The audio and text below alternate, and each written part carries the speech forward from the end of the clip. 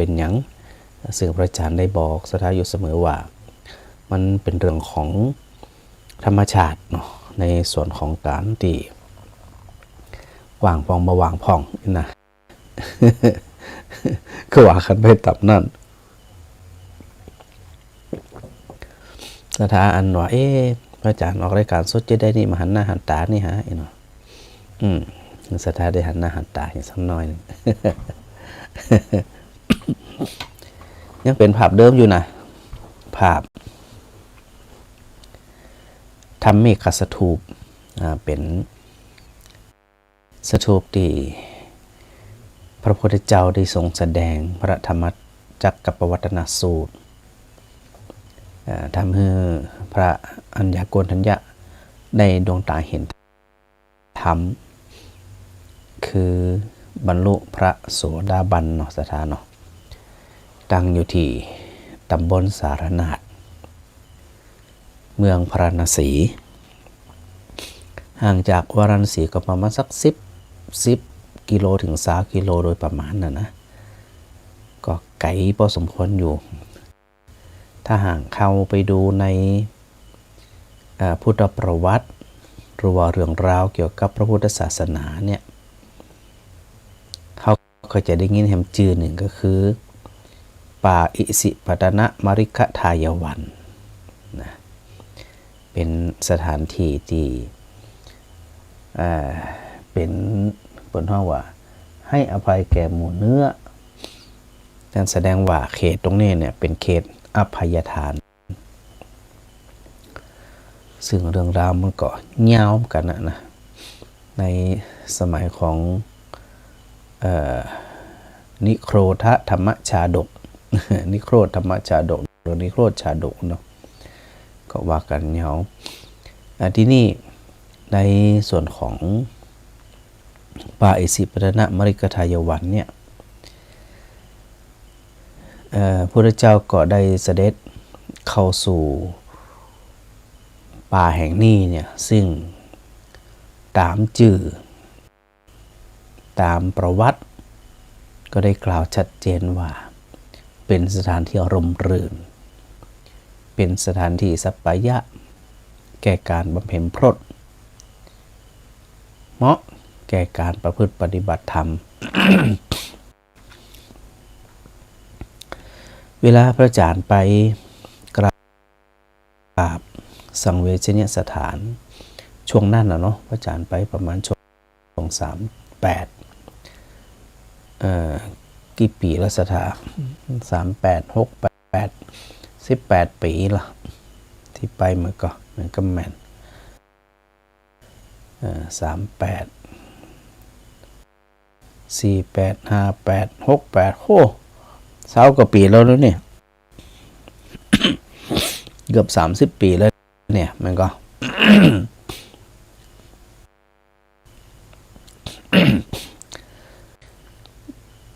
ชอบเพราะว่ามันสงบคนบ่พลุกพล่านเวลาเราจะอยู่มุมใดมุมหนึ่งของสารนาถเนี่ย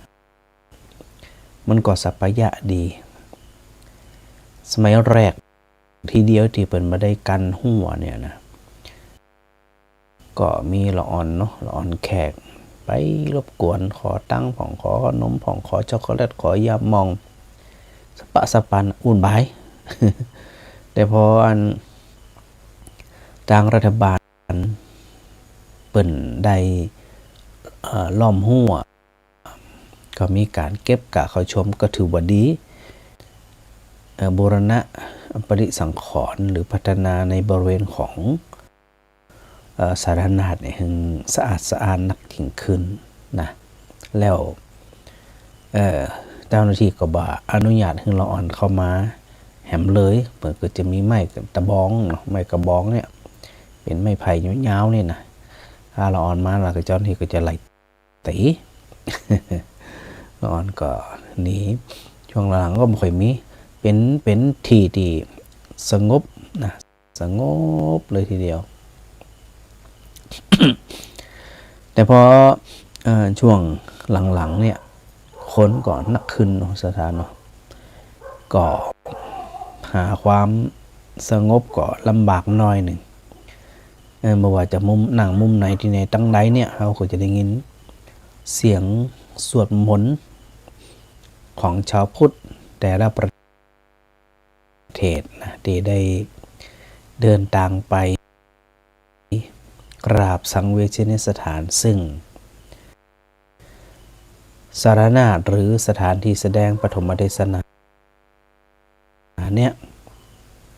เป็นหนึ่งในสังเวชนียสถานหนึ่งในสี่เนาะทุกคน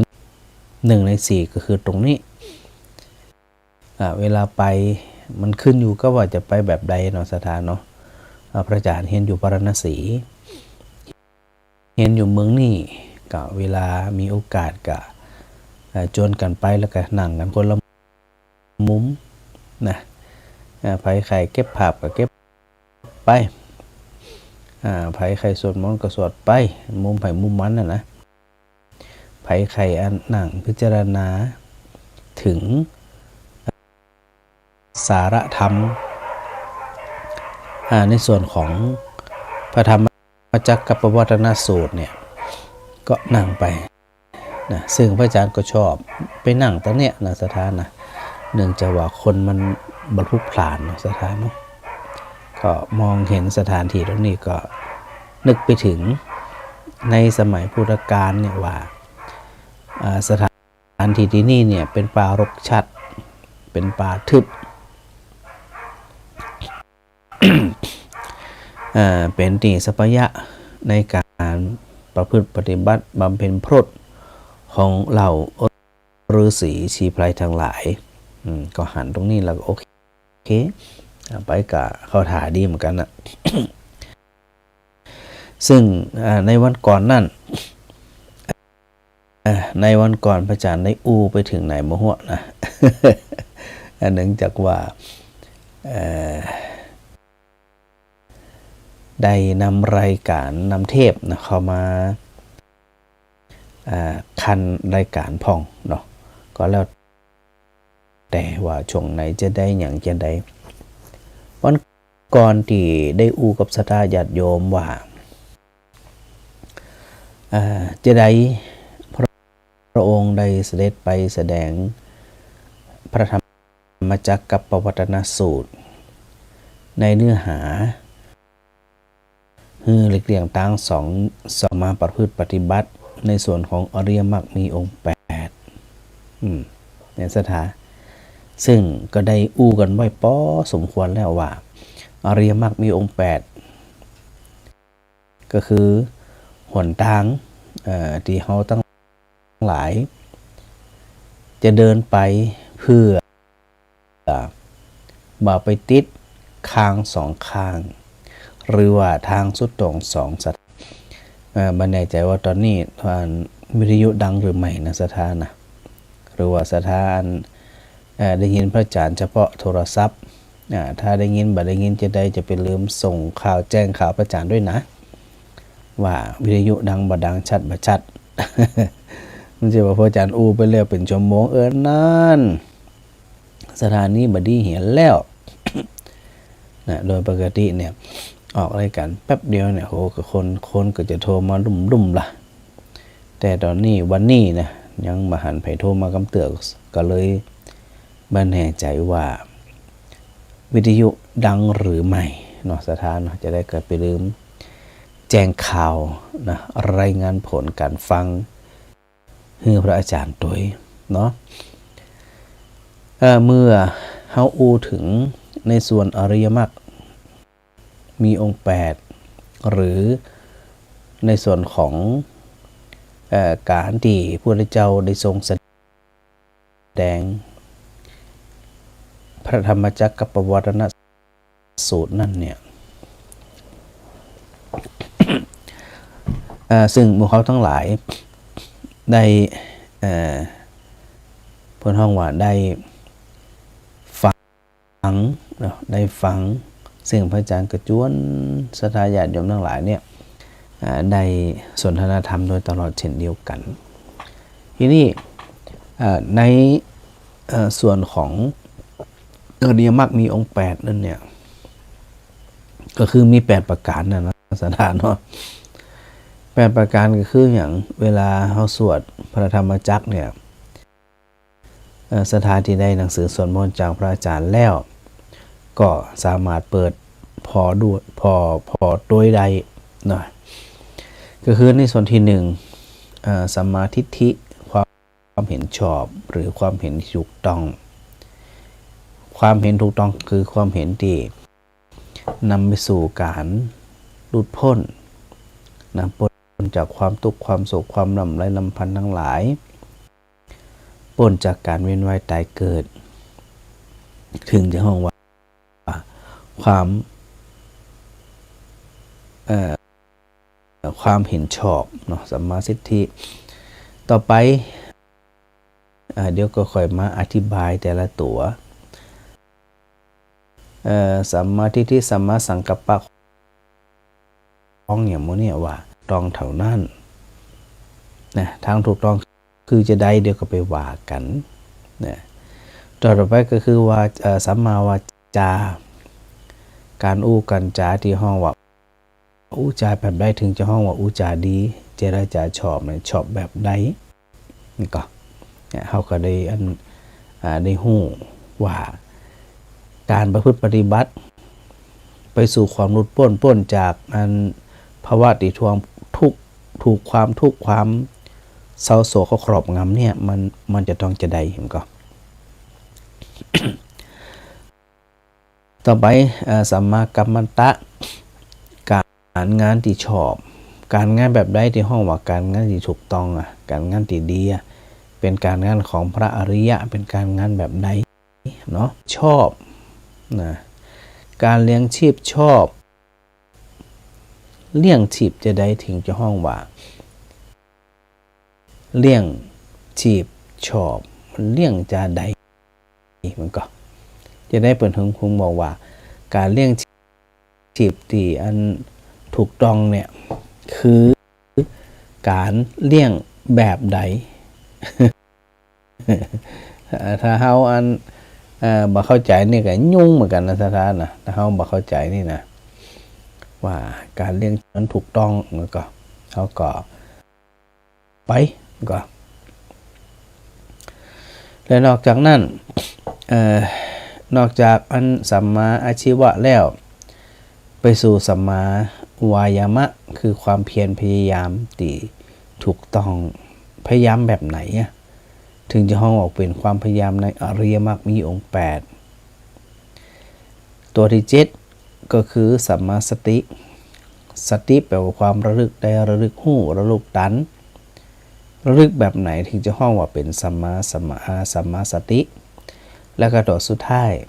สัมมาสมาธิระลึกแบบใดถึงจะห้องว่าสัมมาสมาธิเนี่ยสถานะเป็นการทำสมาธิแบบใดที่จะห้องว่าเป็นการทำสมาธิที่ถูกต้องมันก็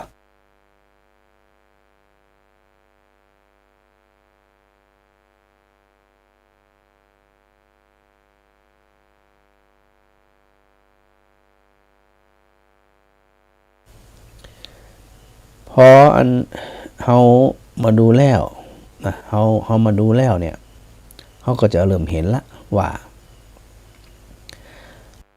เอาละพระพุทธเจ้าได้ทรงแสดงธรรมเนี่ยเพื่อที่จะให้พระปัญจวัคคีย์หรือว่าพระโกณฑัญญะมันก็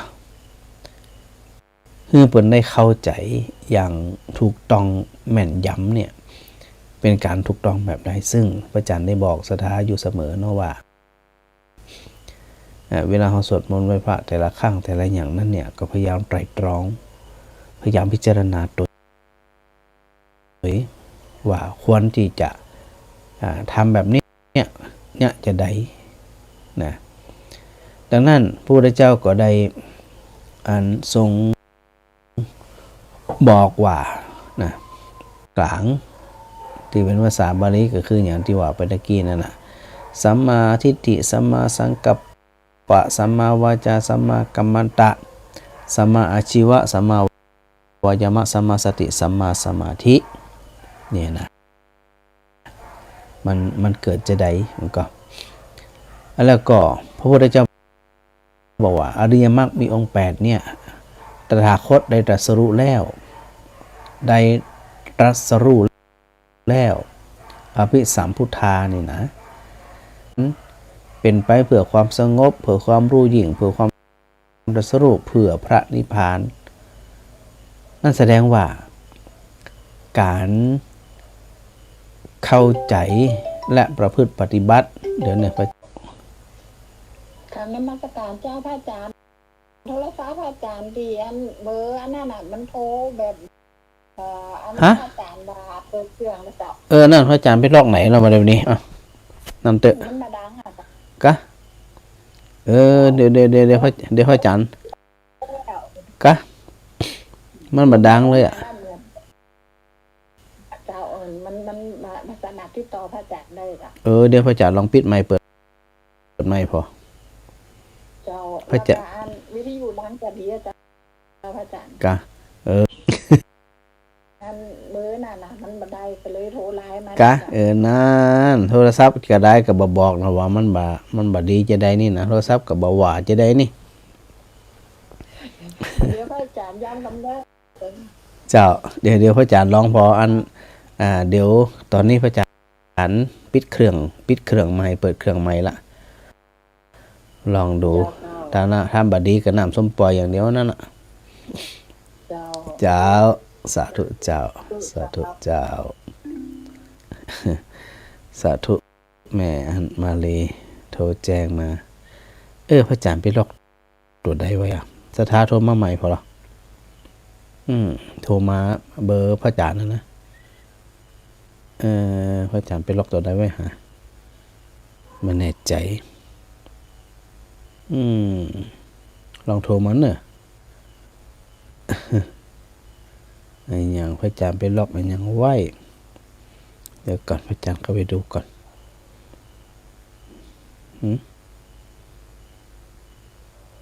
สถาลองโทรเข้ามาพร้อมกำ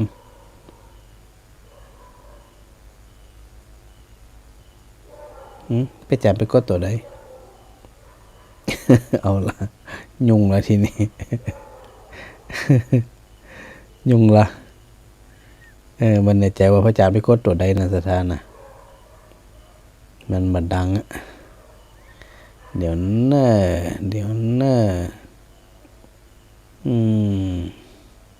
พระอาจารย์ไปกดตัวใดมันในใจเดี๋ยวน่ะถ้าโทรลองโทรเข้ามากับเนี่ยพระอาจารย์กำลังไล่ดูอยู่มันเป็นเพราะอย่างจะได้มันก็เปิดเดี๋ยวน่ะซาวเว็บบัต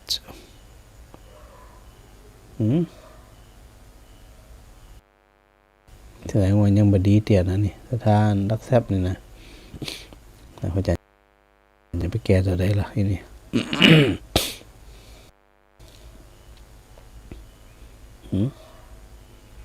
จะไปแก้ตัวใดแต่ถ้าลงโทรเข้ามาพอหรอแต่พระอาจารย์ไม่แน่ใจแล้วนะว่าพระอาจารย์ไปกดตัวใดไว้เนาะนั่นมันดังเตียนนี่ว่าฉันนะ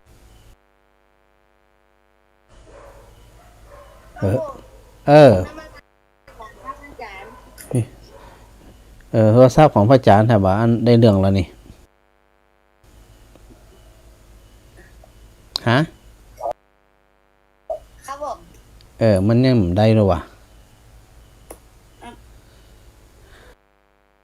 พระอาจารย์ไปเนี่ยอย่างมันหุ่นนี่นะถ้าถาโทรเข้ามานี่มันพระอาจารย์หับได้อ่ะเดี๋ยวพระอาจารย์ลองขอเผื่ออันให้นี่พระอาจารย์ น่าจะไปปิดตัวนี้ไว้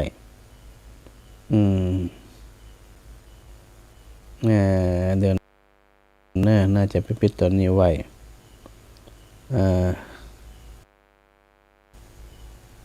ลองมาละพระอาจารย์โอเคเดี๋ยวพระอาจารย์ทับก่อนนะลูกนะครับโทรศัพท์ต้องเพลก่อนเนาะสาธุลูกลุงพลครับอาจารย์โอ้หน่วยการหิมตาย เดี๋ยวนี้นะนี่แหละว่าอาจารย์นะสาธุป่อสาธุเนี่ยไหลไปไหลมาหูละพระอาจารย์ไปล็อกไว้ นี่เห็นไหมแม่สิกุล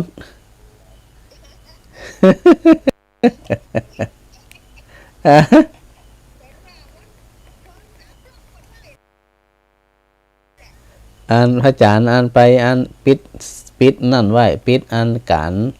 ารโทรเข้าโทรออกอย่างมันหัวไปเผลอจะได้มันหัวเจ้ามันบัดติดเลยแหละมันบัดติดจ้าบัดติดแล้วจะกะโอนสายแฮะกับมาหันบัดตึงมาเจ๋งไผโชเนาะกับมันมันอย่างดักซับสถานอย่างมาดักแซบตั้งใจฟังทำแต่ว่ารู้อ่ะฟังมาได้ดิกะฟังเอากะโทรมันติดตอนนี้ติดแล้วนะแม่เนาะจ้าขอบคุณจะหลายนะเป็นกำลังใจตัวเนี่ยเจ้าสาธุเจ้าฟังแม่โมเย็นเจ้าพระอาจารย์เจ้าเสียงโทรศัพท์เนี่ยหยังมือไปกดอีท่าไหนก็ยังว่าอันก็ยังว่ายังสถานอย่างมาดักแซบหามันลังนับบรากะอ่ะแม่ส่งลูกไปดูแล้วกันส่งรูปไปตีไหนตั้งได้ส่งมาใหม่ส่งมาเองมีพายุแล้วอะไรแม่จะอยากจ้างแล้วเจ้าลูกสาวเนี่ย3 โมงลูกสาวส่งนะเดี๋ยวส่งมาทางใด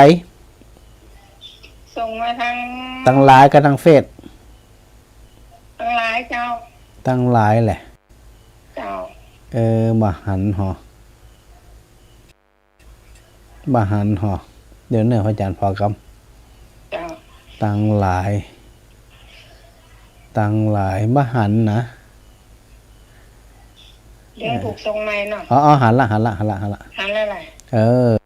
นละเจ้าหันเรียบร้อยละแม่ไปวัดเนี่ยไปวัดแล้วเขาเอาหนังสือไปตัวหนึ่งกิเล่มเขาก็มาได้ก็จะเอาหมดได้ก็จะเอางามลูหนังสือนี่งามแตะแม่บอกคนไหนจะเอาถ่ายรูปจับพอดีถ่ายที่วัดนั่นเนาะเจ้ามาถึงบ้านตัวเขาลูกสาวว่าส่งเขาพระอาจารย์แม่กรรมสาวมานี่จะสอนหันละโอ้จื่นใจสถานหลายนี่เจ้าสถานผลไปฟังธรรมหลายนะสถานสีหมดเก้าทักทายเต้นพระอาจารย์ทักทายแล้วนะนี่พระอาจารย์กำลังพอเนี่ยโอ้ยจัดหลายคนนี่ละเจ้าสาธุด้วยเจ้านี่แม่บรรเย็น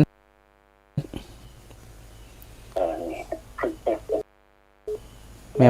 บรรเย็นได้หนังสือหรือยังได้เลยไปแล้วเจ้าถ่ายรูปถ่ายรูปมาให้ไหนเห็นมั้ยเจ้าโอเคหันล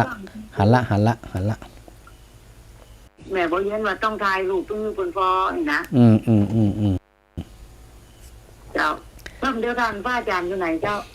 อยู่ศรีไตรภูมิเจ้าอยู่วัดศรีไตรภูมิเนี่ยกะวัดศรีไตรภูมินั่นแหละเจ้ามันได้ไปไหนตะกี้มันจะได้เสียงแจ้งชัดว่าโทรศัพท์ก็ได้ลืมเปิดพระอาจารย์น่าจะไปล็อกอย่างมันไว้สักอย่างเนี่ยเจ้า ไปอีฐานไหนโมโหมันจึ๊กไปเหี่ยอีน่ะเจ้ากะว่าเดี๋ยวสถานอย่ามาดักแซบดักปิงเจ้าป ชัด เจ้า เจนดีเจ้า เจ้า ฟังกันเดี๋ยวผูกถามกันที่ดินนะ สาธุบุญรักษาเจ้า เจ้า โอ้สถาสีหมดเก่าอันหับหนังสือสวดมนต์พ่อจันถ่ายหูปอันมาหึงพอปัตตโรผู้หลายคนหลายทันงามแตะๆนะหนังสือนังงาม จะไปลืมนะอันเอาไปอ่านโดยสาธยายโดยแล้วก็ก่อยๆทำความเข้าใจบ่ต้องเหียบบ่ต้องฟังอาจจะอ่านวันละบทก็ได้หรือว่าบทหนึ่งหลายๆวันก็ได้บ่ต้องเหียบบ่ต้องฟังอ่านจนเข้าใจนะจนเข้าใจนะถ้าบ่เข้าใจก็อ่านแหมนะบ่เข้าใจอ่านแล้วอ่านแหมนะเจ้าแม่มาลีเจ้า เจ้าไว้จ่ายเจ้าพระอาจารย์นั้นโทรศัพท์ของโยมแม่รู้ติดต่อพระอาจารย์มาได้เจ้ารถซับเสียงน้อยนะ ฮะเนี่ยฮะหมอ ตูด กะ มันตูดที่ใหญ่เหมือนกับอันวางสายบัสนิดเนี่ยเครื่องของพระอาจารย์นะ คนอื่นก็โทรมาได้หรอวะตะเกีย บอก เจ้า แล้วของโยมแม่โทรไปตะกี้ตูดมาเนี่ยตูดอยู่ กะ ในที่เจ้า ลองโทรมาใหม่หรอลองโทรมาใหม่กี่มือแม่บัวเย็นแม่สีกุลแม่บ้านเย็นหลายคนรู้ที่โทรมาตะกี้ โทรเบอร์เนี่ยแหละเจ้า เจ้าเนี่ยเดี๋ยวพระจันทร์ครับแม่ยายพรหนองบัวแดงกับทอนโทรมาใหม่ละกันติดอะไรยัง อันเสียงที่สายเบาหวานเถอะอันแบบนี้สายเบาหวานเจ้า มันว่างอยู่นะตอนนี้วิทยุมีไผเหรอ ขณะนั้นก็โยมแม่โทรไปหันมันจะตูดเหมือนสายเบาหวานเลยนะเจ้า เดี๋ยวพระจันทร์ไปปลดล็อกหมกำไปปลดล็อกหมกำเจ้าเนาะ เนี่ยจะฟังนะเนี่ย กะ มันจะดัง เนี่ยเดี๋ยวพระจันทร์ทับสายไม่อ้อยก่อน เจ้า ไม่อ้อย อ๋อ ดังเลยยัง ดังละเจ้า ฮั ชั ล ด โหล เจนดีเจ้า ฮัลโหลแม่มาลีได้ยินก่อน ชัดเจ อน ย่างนี้ ดี แหละเจ้าของโยมแม่บาลาลูกเหตุการณ์ เออ โยมแม่ลูกกัน นั่นล่ะสงสัยละอันน่ะ ตะกี้มันสายว่างเนาะ เจ้าอันนี้ดีละเจ้าเดี๋ยวพยายามด้วยแม่มาลีเนอะ เจ้า เจ้าสาธุเจ้าฮะ ราชการเจ้า เจ้า กัน คนสันกำแพง เจ้าเลยนะ ฮะ ฟังเด็กเจ้าเลยนะ ทั้งแต่เจ้าเลยอี เจ้า เออ ยังไปชิมสั้นเลยบอก อันแม่ฟังจากอันคลื่นร้อยสีของวัดฝ่ายหินนะแม่เนาะ เนี่ยราชเจ้า โอ้ยเดี๋ยวมันแหน่ถ้าไปฝังอาจจะปะกันวันที่23นี่นะ เดี๋ยวไปละ มาหู้อะเอาคนที่สะดวกไปนะกะ นี่มาได้ไปพ่อเจ็บเงี้ยว กะนี่ไปเจ็บแอลอย่างแต่บอก เป็นเดือนนี่ล่ะไปไม่ได้ ก็บอกแอลก่อนกะบอกแอลเฮียก่อนเก่าว่าไปเจ็บอย่างเตี้ยขอสัก2 วันเอกาเนี่ย เจ็บมาก็เป็นเดือนนี่เลยลูก บอกแอลขอ2 วันอีเนอะจะไปเจ็บนะ2 วันนี่นะ ก็คือ อ๋อเจ้าแต่ก็ชัดเจนนี่นะแม่เนาะสันกำแพงเนาะ ที่ขนาดก็กัน อ๋อดีละเจ้าชัดเจนนี่นะไม่ใช่พร เจ้า เจ้าสาธุเจ้า อันชัดเจนนะเจ้าเป็นแปลงนี่แล้วก็ดีเจ้า เจ้าดีละสาธุแม่สาธุ เจ้า เจ้าสาธุเจ้า แม่น้ำคนบ้านเราบุญเกิด โทษไหนก็ได้ค่ะ ตัวบัดได้ตั้งนะโมก้าต้องตั้งนะโมเก้าจันก่อนนะ หมูแต่มันบอก ต้องตั้งนะโมเก้าจันก่อนเนอะ กัดโถกับบัดติ๊กอ่ะ ที่ที่บัตรติดหรือบัตรได้ฮับเนี่ยก็ต่อเมื่อพระอาจารย์นำเทพออกเจ้าซึ่งวันใดที่นำเทพออกเนี่ยจะบัตรได้ฮับแน่นอนนะ ถ้า บ่ หับ ได้โทรมาตอบบ่ติดอีอ่ะ กันนะมัน ก็นั้นอา ฮะ จารย์ก็บ่ได้ว่าลองโทรฟอลอติดก็บ่ติดอีอ่ะ เก่ากันนั่นน่ะตะกี้มันบัดติดแต่นะแต่พระอาจารย์ดูแล้วมันหน้าจอมันพี่สังเกตแฮมยางหนึ่งเดี๋ยวพระอาจารย์จะลองไปปลดล็อกพอ อ๋อ เดี๋ยวดูลักษณะมันละมันจะมีแฮมตัวหนึ่ง เจ้า ก็จะเข้าไปแก้พอผมกำหนึ่งเนาะบ้านเรามันเกิดชัดเจนนี่นะแม่น้ำ ดีเจ้าหัดทั้งหัดดีเจ้า เจ้าสาธุด้วยแม่ เจ้า เจ้าเดี๋ยวพระอาจารย์ก็เข้าไปแก้มกำหนึ่งเดี๋ยวเนอะพระอาจารย์แก้สักกำก่อนเนอะสถาดีโทรมาแม่แก้วล็อกกำเนอะมันต้องมีสักตัวนึงที่มันผิดพลาดนี่นะเดี๋ยวพระอาจารย์เข้าไปขอกำก่อนมันมีตัวใดนี่เดี๋ยวเนอะอาจารย์บ้านนะครับเดี๋ยวนะมันมีตัวใดที่มันนั่นขึ้นมาตอนนี้ขึ้นมาแล้วก็มันเนี่ยจะได้คือมันออกเดี๋ยวนะเดี๋ยวเนอะ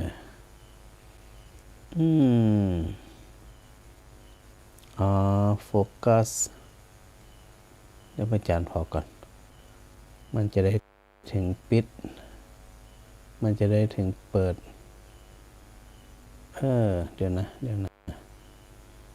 พระอาจารย์จะปิดกำก่อน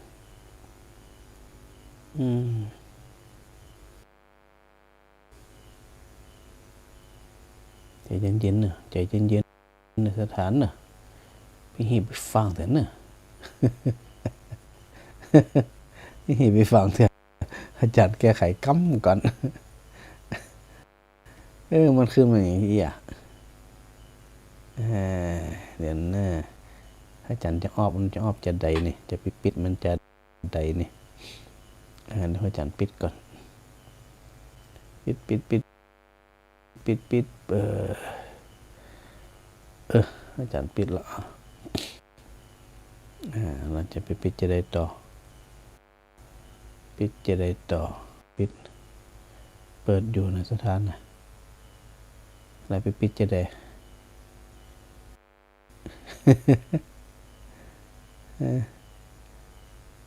อาจารย์เป็นอย่างมันสักอย่างหนึ่งตะกี้นะปิดลองปิดพอปิดทีละตัว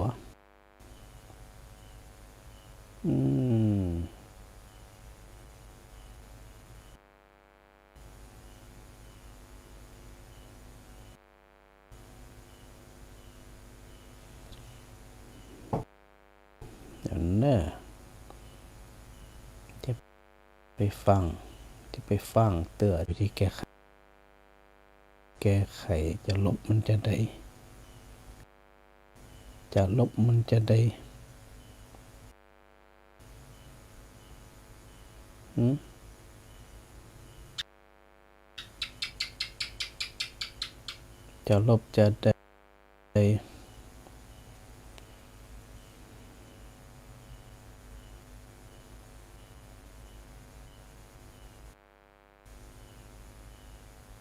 เดี๋ยวนะมันมีตัวของลบ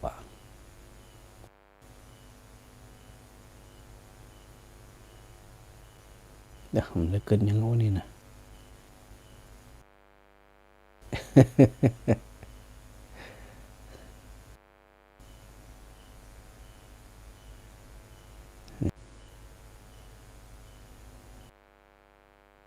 สักอย่างสถาน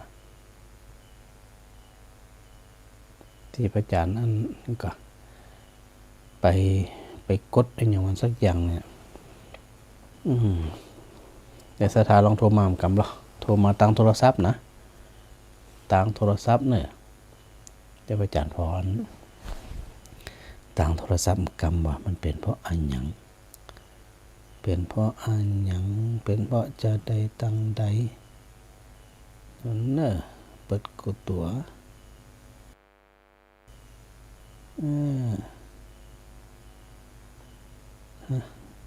โทรศัพท์จะดักแซบแล้วนี่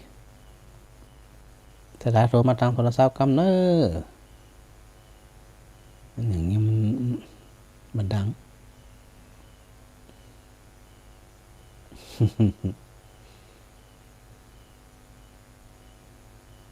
อย่าไปกดอย่างมันไว้สักอย่างหนึงอะ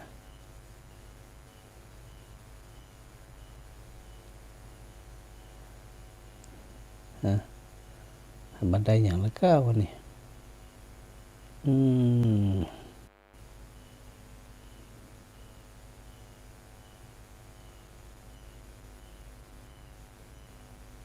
ปัญหาคือพระอาจารย์ไปลบไปปิดเห็นก่อนไปปิดเห็นก่อน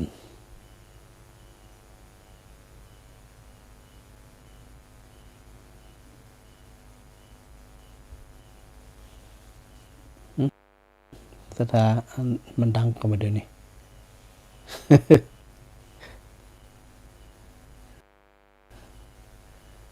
สถาโทรมาต่างวิทยุ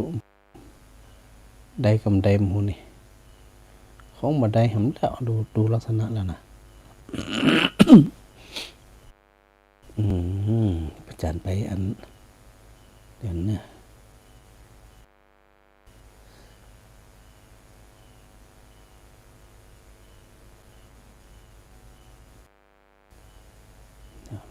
อย่างนี้มันจะมีสักตัวนึงสถา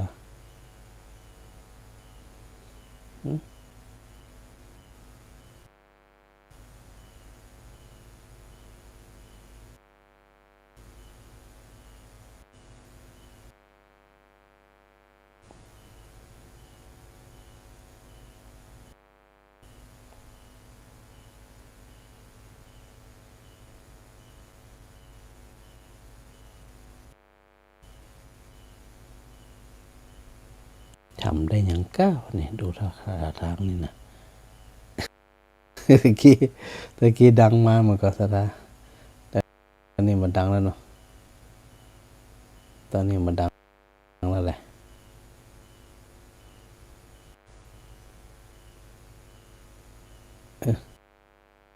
ลองมาแล้วเหรอดังเลยยังได้พรดังแล้วลูก โอเคดังละดังละ โอเคดังละเจ้าดีละสาธุ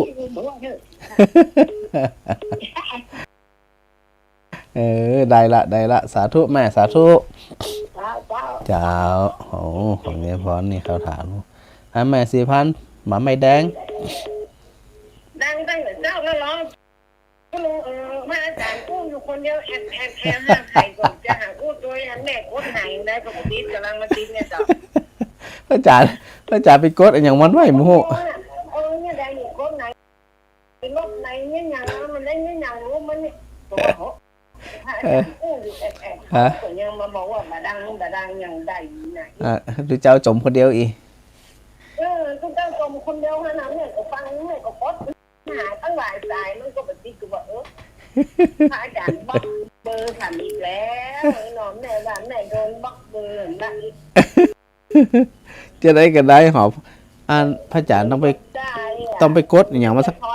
ที่ยายพรโทรไปก็เรียกกับติ๊บมันอย่างใดน้ำเหลือยายพรเลยร้องบัวแดงสังกัดเป็นแต่แล้วนี่พระอาจารย์ไล่กดอยู่เจ้ารายการไทยรายการตู้อย่าง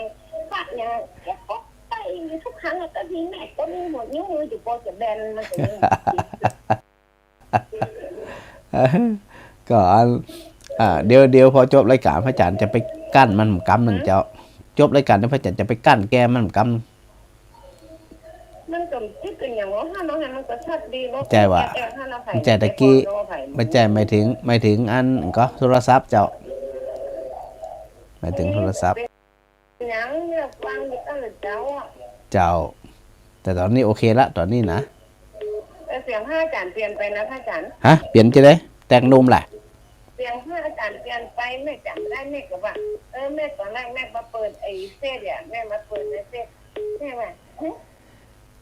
วันนั้นคุณบอกว่าวันอาทิตย์ที่6 ถ่ายทอดออกวิทยุแม่ก็ล้อ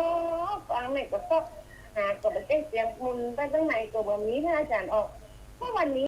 นี่มาเปิดในนี่มาเปิดไอ้เฟซพระอาจารย์นั่งมาชมมันออกก็ มันดังก็บัดดัง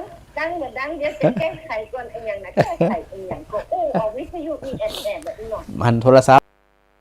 อย่าโทรศัพท์มีปัญหาเดี๋ยวพระอาจารย์แก้ไขโทรศัพท์ได้ที่เวลาเปิดโทรเข้ามามันติด ซึ่งว่ามันถ่ายทอดเขาว่ามันเหมือนชัดเจน ถ้าอันก็สถานีชัดเจนกัดแต่ว่าโทรศัพท์พระอาจารย์เวลาสถานโทรแล้วเนาะ เจ้า เจ้าสาธุแม่สาธุ เป็นอย่างพวกเกณฑ์ดีอยู่เจ้า เจ้าสาธุเจ้า เจ้าไว้สา สา เจ้า ธุเจ้าแม่มาไล่แม่มาไล่ เจ้าไว้สาเจ้าพระอาจารย์ของแม่ชาตินี้นะเจ้า ชัดดีกะอันโทรศัพท์พระอาจารย์มาได้ที่มันมีปัญหา แต่ของแม่นี่มันเป็นยังเขาเจ้า อ๋อ ได้เนาะ จริงๆของพระอาจารย์นี่แหละเจ้า เจ้า เดี๋ยวอาจารย์หาโอกาสไปแก้ไขมัมกรรมก่อน เจ้าเจ้า เจ้าฝนตกว่ะ ฝนมันนี่มาตกเจ้าตกภาวะเจ้า อันนี้กำตกเหมือนกันนะวันในวันค่ำ มันจะซื้อเฮ็ดนึงไปให้พระอาจารย์กับพันนั่นน่ะอาจารย์เขาตะกำเจ้าวันไปหนองกระติกนะเจ้า อะไรอย่าง เมื่อเป็นประกันได้ซื้อไปซื้อข้าวกองให้พระอาจารย์เนี่ยวันแต่เฮ็ดเลยกิจกรรมหน่อยอันนึกถึงคนนึงพักแต่งั้นมีพักแก้วมีพักอย่างไหนน้อยๆเนาะมีเฮ็ดตัวเองนะเจ้าไว้ซื้อไปให้พระอาจารย์ เสียดายที่ว่านั้นฝนมันตกสิ้นอ๋อมันกับเขาวปลาเลอะปลาเต๋อ ที่หันเพิ่นก็จะมีถ้วยมีจานนี่เนาะเลยไปซื้อข้าวกองข้าวพัดกับข้าวอย่างนะหมูทอดหมูอย่างเนี่ยใส่ เต็มที่ว่านั่นนี่นะ ถุงที่อย่างข้าวยางเนี่ยอย่างอาจารย์ที่มันกันฝนกันแดดได้กันฝนยังได้เนี่ยเจ้า เจ้าก็โอเคอยู่จะได้กระสาทุเดนเนอร์แม่ เจ้าพระอาจารย์ก็สบายดีแหละเจ้าสาธุก็ขาบไว้เนาะพระอาจารย์เนาะ สาธุบุญรักษาเนอ เจ้า สาธุเจ้าสาธุสาธุแม่ครับแก้วฮัลโหลเจ้าได้แล้ว ปักตังได้แล้วเจ้าวันเสาร์พระอาจารย์อยู่วัดกับเจ้าโยมแม่บุญยืนจะเอาตังไปฮื้อกาติปันเอาอย่างก่อนนั่นน่ะ วันเสาร์ที่ อยู่กับเจ้า 12แหละ 12อยู่กับเจ้า บ่น่าไปไหนนะคิดว่านะเพราะเป็นวันหยุดเจ้า อยู่วัดเจ้ากับเจ้า น่าจะอยู่ที่วัดเจ้าวันที่12นี่นะ ก่อนตอนเนี่ยเนาะเจ้าอย่าเข้าไปหาเน้อสองโยมแม่นั่นจะเอาตังไปฮื้อตีเนี่ยก็นักกษัตริย์ปีขาดนะเจ้า เจ้าดูลืมเลยนี่แต่ว่าโอ้ แต่ ย ที่ คือ ว่ายังมีเห็นอยู่กับเจ้าหนังสือ มีอยู่เจ้ามีอยู่ โยมแม่สมใจใครได้อยู่ อ๋อได้เลย เข้าไปก็จะเอาเงินเปิ่นเนาะ ได้ จะตาม เล ไป ย จะเอา เจ้าบ่มีปัญหา โยมแม่นี่น่ะปฐมมาเลิกเลยน่ะหมออา อ๋อ จารย์เจ้า เจ้าพิมพ์มัน นั่นน่ะเจ้าสวด มี แล้ว ละ น่ะเจ้าเด้อ สาธุ อัน โดย วัดเย็นแล้วละแมลงนี่น่ะเจ้า เจ้านั่นน่ะก็พยายามอ่านมัน เจ้าเดี๋ยววันเสาร์ป้ายมแม่บุญยืนเข้าไปนะเจ้า ได้เลยยินดีเจ้า สาธุหมอหนังสือสวดมนต์เดี๋ยวจะไปนี่ก่อน เผยแผ่ธรรมะก่อนนะเจ้าหมอ ได้ พระ เล อาจาร ย ย์เจ้า เจ้าสาธุแม่ เจ้าสาธุ สา เจ้า ธุเจ้าสาธุเจ้า เจ้า ฮะแม่บานเย็น เจ้าสาธุเจ้า แม่บานเย็น ประเด็นนี้แล้วอาจารย์เจ้า ตอนนี้ชัดเจนแล้วเนาะ เจ้า ตะกี้โทรศัพท์มันได้ที่มันมีปัญหา ประเด็นจะตีเจ้า เจ้าสถานีเปิดมามีปัญหา แต่ว่าโทรศัพท์พระอาจารย์มาได้ตอนสถาโทรเข้ามันบัดติดบ่ได้ อ๋อกะ เจ้า เป็นอย่างเจ้าที่ว่ามันชัดเจนว่าเป็นการอย่างเป็นการบอกว่ากะ โทรศัพท์มันอาจพระอาจารย์ไปกดอะไรอย่างมันไว้สักอย่างเนี่ยเจ้า ใส่เ เดี๋ยวถ้าว่างๆกันเดี๋ยวจบรายการพระอาจารย์ก็จะไปกั้นมันกำหนึ่ง จ้ะ มันยากเจ้า มันได้ดูมันโดนน้ำส้มปล่อยค่ะ สงสัยอะมันใครได้น้ำส้มปล่อยอะ วัดสกรรมน่ะเนาะแม่เนาะ จ้ะ เจ้าสาธุแม่สาธุ เจ้าอีน้องจ๋า เจ้า เจ้า เจ้าฮะแม่สิวัน พระเจ้าพระจ๋า เจ้า ตัวจะได้อู้กันแล้ววันนี้โอ้เด็กจะได้ ฐานไหนคล้ายๆครับมันเจ้า มันโทรหาความสมดุลเขาว่าสมดุลว่าเป็นอาคัดเข้ายังถูกใกล้นะ เจ้าไอตัวเนี้ยตัวโทรศัพท์พระจันทร์เนี่ยสถานีมีปัญหาสถานีชัดเจนใสแจ๋วปกติ นี่ก็ไปจับเจี๊ยบดีอ่ะอาจารย์ อ๋อสถานีชัดเจนอยู่ได้ไหม อ๋อ เจ้าชัดเจน มันนี่โคตรพลิกโคตรหมุนโคตรเนาะ เป็นอย่างเดียวพระจ๋าเข้าไปแก้ไขคำเดียวน่ะมีปัญหาเนาะจะได้กระสาธุ แล้วก็จ๋า ฮะ อันที่ว่าไปธนาคารนั่นก่อนนะ เจ้ารับกันไปเปลี่ยนกันไป ได้ เจ้าพระอาจารย์จะไปทำกรรมนี่ยังบ่ได้พอคำเตือว่าวันที่หยังอะนะ อ๋อ พระอาจารย์จะไปทำกรรมหนึ่ง รอพระอาจารย์ไปก่อนนะ เดี๋ยวเนอะพระอาจารย์ ฝันว่าดิมือพอเราจัดม่วนอีเนาะ ม่วนเนาะม่วนเลยเนาะ เอาของมาถวายแบบทึบๆเนาะ โอ้ขนาดนัก ลำใหญ่ มีลำไยมีอันอินทผลัมมานั่นนะ โอ้ พระอาจารย์จะไปแห่มกรรมหนึ่งวันที่10เจ้า เจ้า วันที่10เดือนเก่า อ๋อ เดือนหน้าปุ่นน่ะวันที่10เดือนหน้าปุ่นน่ะเจ้า เจ้า ที่จะไปแห่มกรรมหนึ่งนะ ดีกับแม่เจ้านะเชิญพอสมดุลไป เจ้าก็สลับกับครูบาอาจารย์กันนี่ล่ะสลับกันไป พรรษาหนึ่งก็ไป3เตือคือเดือนละเตือเจ้า หนังสือธรรมะไม่ย่ำได้หรอ ใจเย็นๆใจจุ่มๆมันต้องได้บ่เกิน100 ปีได้แน่นอน แล้วคงแม่มาเทียดูว่าแกกับเราเอง บ่เกิน100 ปีใจจุ่มๆ เนาะเดี๋ยวมีสาธุเจ้า เจ้าสาธุ เจ้า เจ้า แม่ศรีพันธ์สันทราย ไม่สาเจ้า สาธุ วันนั้นเนาะไม่ได้ใช้ได้สายกันนะ เจ้าหันนั่นก็ แต่ว่าเสียงเจ้านี่เหมือนแบบแม่นแน่นอนละนี่แค่โทรศัพท์เสียกันเนาะ ของพระอาจารย์นี่แหละของคนอื่นคมเป็นอย่างอะเจ้าเพราะว่าของพระอาจารย์มันไปกด ของว่ามีปัญหาแต่โทรศัพท์มันมีปัญหาคนเดียวนะ นั่นน่ะโทรศัพท์มีปัญหาเป็นอย่างแก้กำเดียวน่ะแต่ไม่รู้ไปแก้ที่ไหนมันได้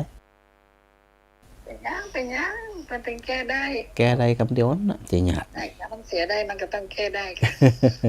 มันบ่เสียแต่ว่าพระอาจารย์ไปกดไอ้อย่างมันสักอย่างเนี่ย อาจารย์แม่โยมแม่ว่าได้ยินเสียงว่าหนังสือสวดมนต์เนี่ย เจ้า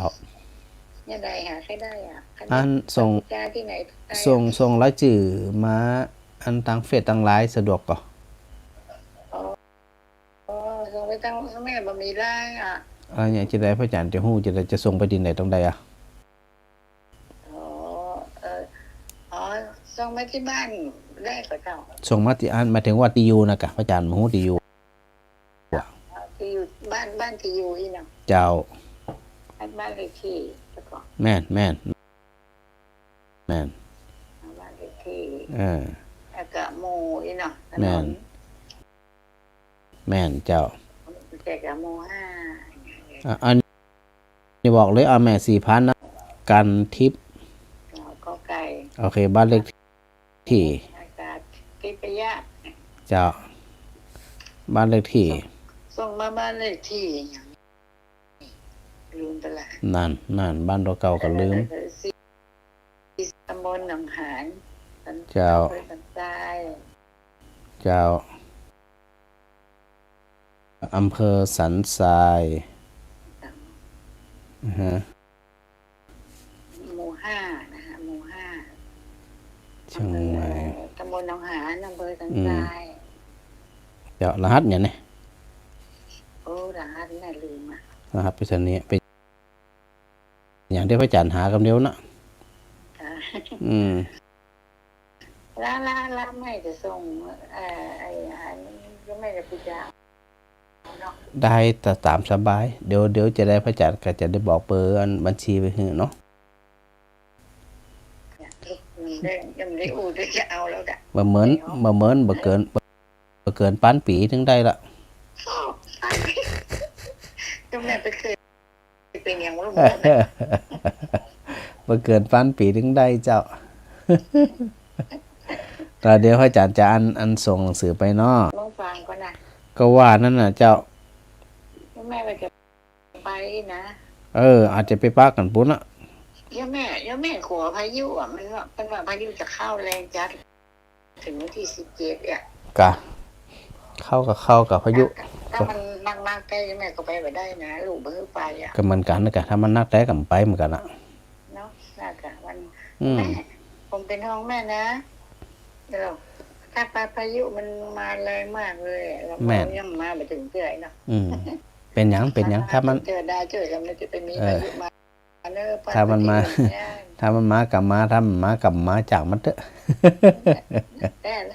ถ้ามันมาเขาลงไปอ่ะนะ เจ้าปั๊บไปตับหน้านะกะเนาะแม่เนาะ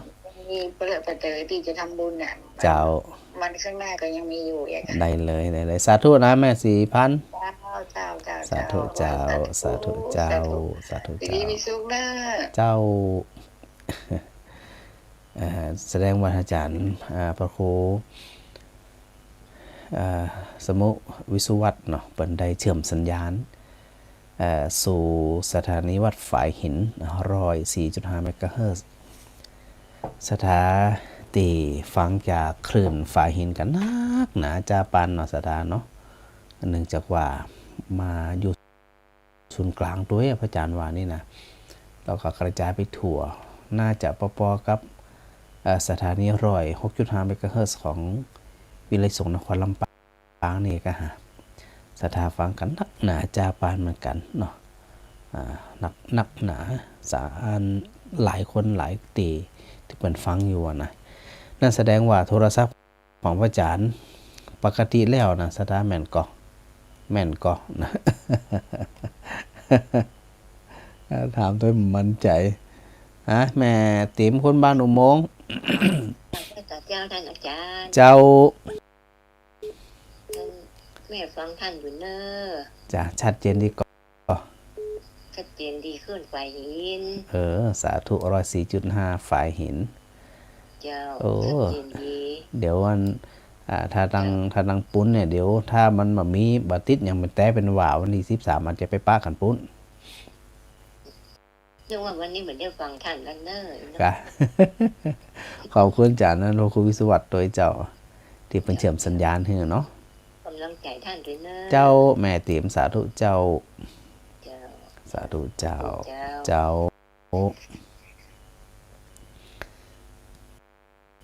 สถาทางลำปางลองกดโทรศัพท์มาหรอกมันได้กำไดดังเชียงใหม่เป็นยังโทรมันได้นะกลัวหวานดังลำปางเฮานึงก็มันอันอย่างมันมีปัญหาอย่างนี้เนี่ยเดี๋ยวนะครับ เจ้าแม่อมพร มาจากการเจ้าอาจารย์กำลังดีนี่ค่ะ ฮะดีแล้วกะ กำลังโทรได้เลย นั่นนะแสดงว่าอันนึงก็ติดกัน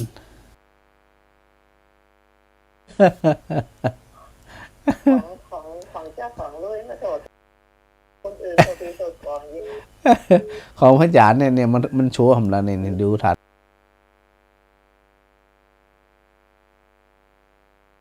ทางนี่นะ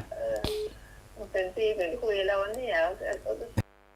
อยู่คนเดียวอุ่มเขาทำเขาไหนก็มาติดกัน มันบาเสียเจ้ามันไปกดหลับมันบ่ได้ ยังพ้อนโทษตั้งเจ้ามาจะลังได้เนี่ย เนี่ยมันโชว์มัน สายระหว่าง เจ้ามันฟ้องมาหำละมันฟ้องลักษณะคล้ายๆกับว่าเฮาไปลอกไอ้หยังมันสักอย่างจากที่มันโชว์หน้าจอนี่นะ เนี่ยในห้องการทดสอบอาจารย์นิวเขาจะได้กำไรตะกี้มันถึงแล้วมันพูดเหมือนแต่ละวัน เดี๋ยวลองไปเรื่อยๆเจ้าคือนี่มันได้หยังอะได้กับอันแปลงโทรศัพท์นี่ล่ะ แล้วมันจะอ่อนก็ยังไง เดี๋ยวในวันนี้วันเนี่ยวันถูกวันถูกวันถูกเขาจะเตือนพระอาจารย์วันถูกพระอาจารย์เขามาจะรออยู่ เดี๋ยวถ้ามีไผเตือนนี่เดี๋ยวเนอะผูกวันผูกอาจจะแวะถามถูกเลยแต่เตือนย้ำเตือนนะ นั่นแหละเพราะยังอีเนี่ย จิตใจจดจ่ออยู่ว่าอย่างอื่นเอาออกไปตั้งเหล่าว่า พออันเนี่ยก็พอผ่านเวียงมันผ่านเวียงอย่างลมจ่องเนี่ยผ่านถึงวันอ่ะ แต่บ่ได้ถามมันบ่กึดถึงเลยนะพอถึงผ่านเวียงเนี่ยเจ้าใจจุ่มได้ทำแน่นอนทำแน่นอนเจ้าสาธุเจ้าสาธุแม่มพรสาธุเจ้า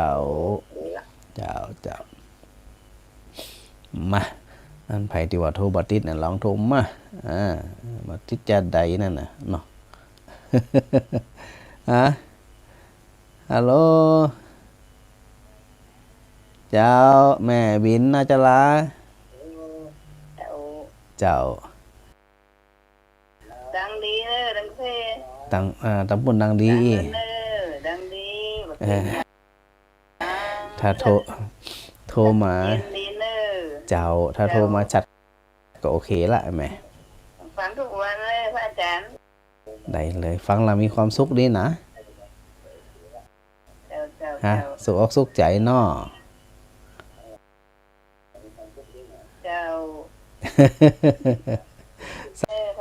เจ้าสาธุเจ้าสาธุเจ้าแม่วินนาจันลา081เป็นโทรมา2ครั้งละพระอาจารย์ฮับมันจะได้โทรมาใหม่เนี่ย081 783ทันโทรมาแต่พระอาจารย์ก็พยายามฮับนะฮัลโหลนมัสการเจ้าพระอาจารย์เจ้าไผที่ไหนตั้งใดโยมกุลปราณีค่ะแม่คุณปานี้แหละ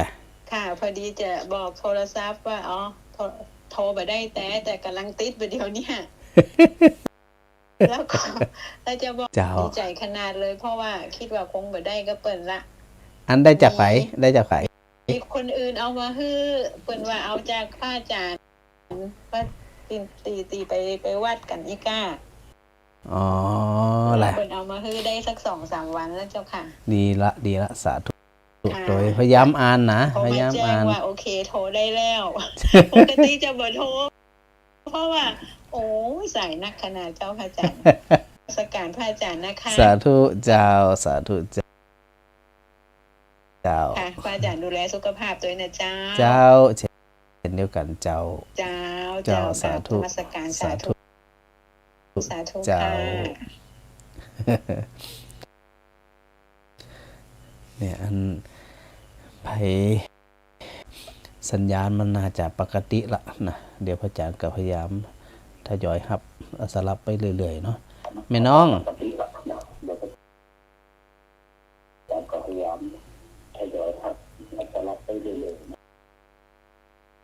แม่น้อง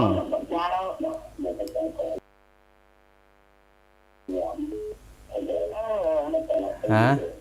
แม่ปิยุกรรมได้ยินละเจ้าตะกี้มันมีปัญหาพ่อจะปลูกได้ไหมพ่อนักสวนมาเอาไปได้แล้วพร้อมแล้วกะพร้อมแล้วเจ้า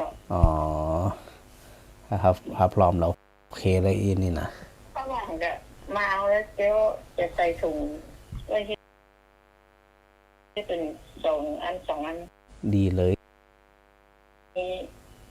ดอกทานตะวันจะเอาก็ได้ทานตะวันได้หมดเจ้าดอกหยังก็ได้แม่มันนั่นซื้อมันบ้านมันมีติด ปลูกแล้วก็อันมันไปกินเป็นสุ่มแดงๆเห็นแล้วมันเป็นหัวนะแล้วมันจะบานตอนเมษาแล้วมันจะตอนที่มันมีใบอยู่ถ้ามันจะใบมันจะยุบแห้งหกลงไปนะ เจ้า แล้วมันจะเป็นหัวมีหัวอยู่พื้นดินแล้วมันจะขึ้นมาเอง แล้วต้องปักหมายตรงนั้นไว้ว่าเดี๋ยวเขาไปจับมันเดี๋ยวมันเป็นหัวมันแตกเลยเนี่ย อันนี้หมายถึงอันต้นอันดองดึงเนาะ ดอกทานตะวันฮะ ดอกทานตะวันเป็นหัวก็แม่ เป็นหัวเจ้าใบใหญ่ใบใหญ่แล้วมันเป็นยังกลมๆนี่นะแล้วมันก็แมงมีดอกขึ้นมาแดงๆเต็มขึ้นมา อ๋อดอกพระอาทิตย์ นั่นน่ะดอกพระอาทิตย์ดอกตะวันเกี่ยวกับหัว ตีงามตีมนอุ้มลุ่มนั่นนะ นั่นเป็นแดงๆนะ งามอันนั้นน่ะงามโอ้ถ้าได้ปลูกเป็นแถวสัก2 แถว 3 แถวละเก้านี่นะปัตตะโรขนาดนักเลยมีกี่ต้น ซื้อมันมี2 ต้นมันจะติดกันตัวกระบุนะ กะ แดงจ้ะ หมูนี่ถ้ามันออกพร้อมกันนี่โอ้ยงามขนาดละเจ้า ก็สมัยต้นเห็นบ้านย้ายปลูกเลยติดปืนสลัมใหญ่เนี่ยตอนนึกใจว่าดอกนี่เองดอกนี่ แม่นน่ะบนห้องดอกยังโหดแต่บนน่ะแต่พระอาจารย์ตั้งกี่คิดเองเหมือนดอก ต้นสายมันน่ะดอกเนี่ยนะดอกดวงอาทิตย์นี่จำพวก แม่นน่ะดอกดวงอาทิตย์เพราะมันเหมือนดวงอาทิตย์อาจจะดีกับเดี๋ยวดอกแก้วมันมีอยู่ต้นของเอาบ้านป้ามันมาต้นหนึ่ง เจ้า ของแม่มันเป็นต้นใหญ่ก็จะต้อยเพชรนี่มีปลูกรวมกันนั่นมีหลายต้นนะมีนักนะแล้วก็มีต้นใหญ่อยู่ทั้งต้นเหมาะให้อันนี้เหมาะเลยไปต้องไปรักษาไว้ปลูกไปเก็บไปรักษาไว้ก็เลยเจ้าอันดูแลแห่งกรรมแล้วประเดี๋ยวตากแดดปลูกต้อยเพชรไม่ได้ตากแดดนะเอาแม่ปลูกใบเหลียงวันนั้นโอ้โหเลยถอนต้นขึ้นมาแล้วก็มาลงไปก็ว่ามันไม่มีแล้วแม่ทิ้งได้แล้วนะเจ้าจะคือพระอาจารย์ไปหมดเจ้าเดี๋ยวถ้าว่างวันได้พระอาจารย์เดี๋ยวแวะเข้าไปเนอะเดี๋ยวโทรบอกก่อนเจ้าสาธุแม่มาน้องสาธุเจ้าแม่เรือนสันต่อเจ้าพระอาจารย์เจ้าพระอาจารย์เจ้าอากาศก็อากาศก็อย่างก็ว่าไม่อากาศบันไดเงินกะว่ามกำบอกอากาศกะวันนี้ออกดูวันเดียวนี้นี่เหรอแม่ออกวันเดียวนี้เจ้าแม่ฟังจากคลื่นไหนอ่ะแม่ฟังแม่เปิด94บันดักไงแสดงว่าอัน94เปิดบ่ได้เชื่อมเปิดบ่ได้ลิงก์สัญญาณแม่ลิงก์สัญญาณเฉพาะอันวัดฝายหิน104.5ของอาจารย์อันพระครู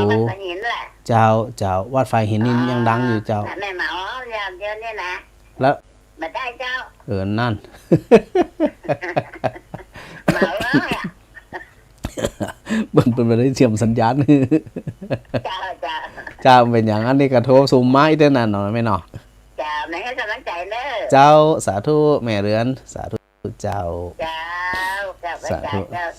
เจ้าสถานที่ตามรายการพระอาจารย์คราวดีคลื่นสีขาวเพิ่นได้เชื่อมสัญญาณนั่นนะโทรมาถามตลอดเหมือนกันนะพระอาจารย์หายไปที่ไหนแม่สุคนโทรมาใหม่อาจารย์กดแล้วมันรุดไปเป็นอย่างโทรมาใหม่เนาะหลายคนแม่พิมพ์แม่อย่างครับนี่แม่สมใจแม่อย่างนะแม่มารีตัวนะหลายคนที่โทรมาพระอาจารย์มาได้รับแล้วก็รับบัตรดัน ไอสัญญาณที่พระอาจารย์อู้ถึงมันมาเป็นระยะนะสถานนะดูจากหน้าจอมันอะ มันจะฟ้องเป็นระยะนะเดี๋ยวดูกำว่ามันจะเป็นจะได้เนาะแม่มาลี การนมัสการเจ้าพระอาจารย์ หันรู้ติดละรู้ติดละรู้ กินแล้วเจ้าตะกี้มันต้นมาได้เจ้าพระอาจารย์ เนี่ยหน้าจอมันยังฟ้องเป็นระยะอยู่เจ้า แล้วก็บางข้างก็ติดแล้วก็ตัดไปเลยนะเจ้าพระอาจารย์ นั่นน่ะพระอาจารย์ว่ามันน่าจะเป็นตัวเนี้ยที่พระอาจารย์ว่าที่มันฟ้องมาที่หน้าจอ แล้ว นี่จ้ะ ต้องเป็นภาษาพระอาจารย์นั่นนะเจ้า แน่นอนอะแน่นอนอะมันต้องไปจุ่มขมิ้นส้มปล่อยอย่างเดียวนั่นน่ะ เจ้านั่นน่ะหมายจะอู้เรื่องทำหน้าหลายเรื่องลืมๆก็เห็นหมดมัน นั่นน่ะ อันภาพ เอา เจ้าสาธุ เจ้าเผื่ออันศรัทธาได้เข้าใจว่าตอนเนี้ยดีแล้วนะ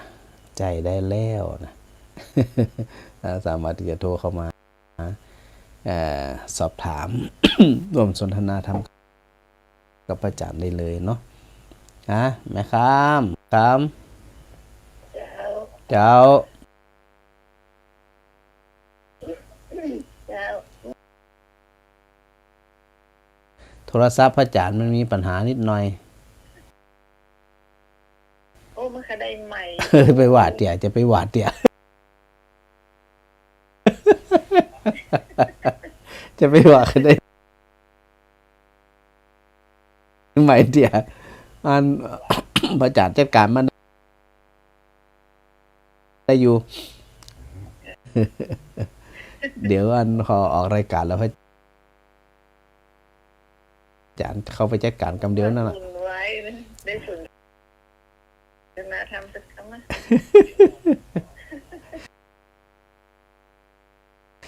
มันเป็นยังอย่างเขาหอไปหอมัน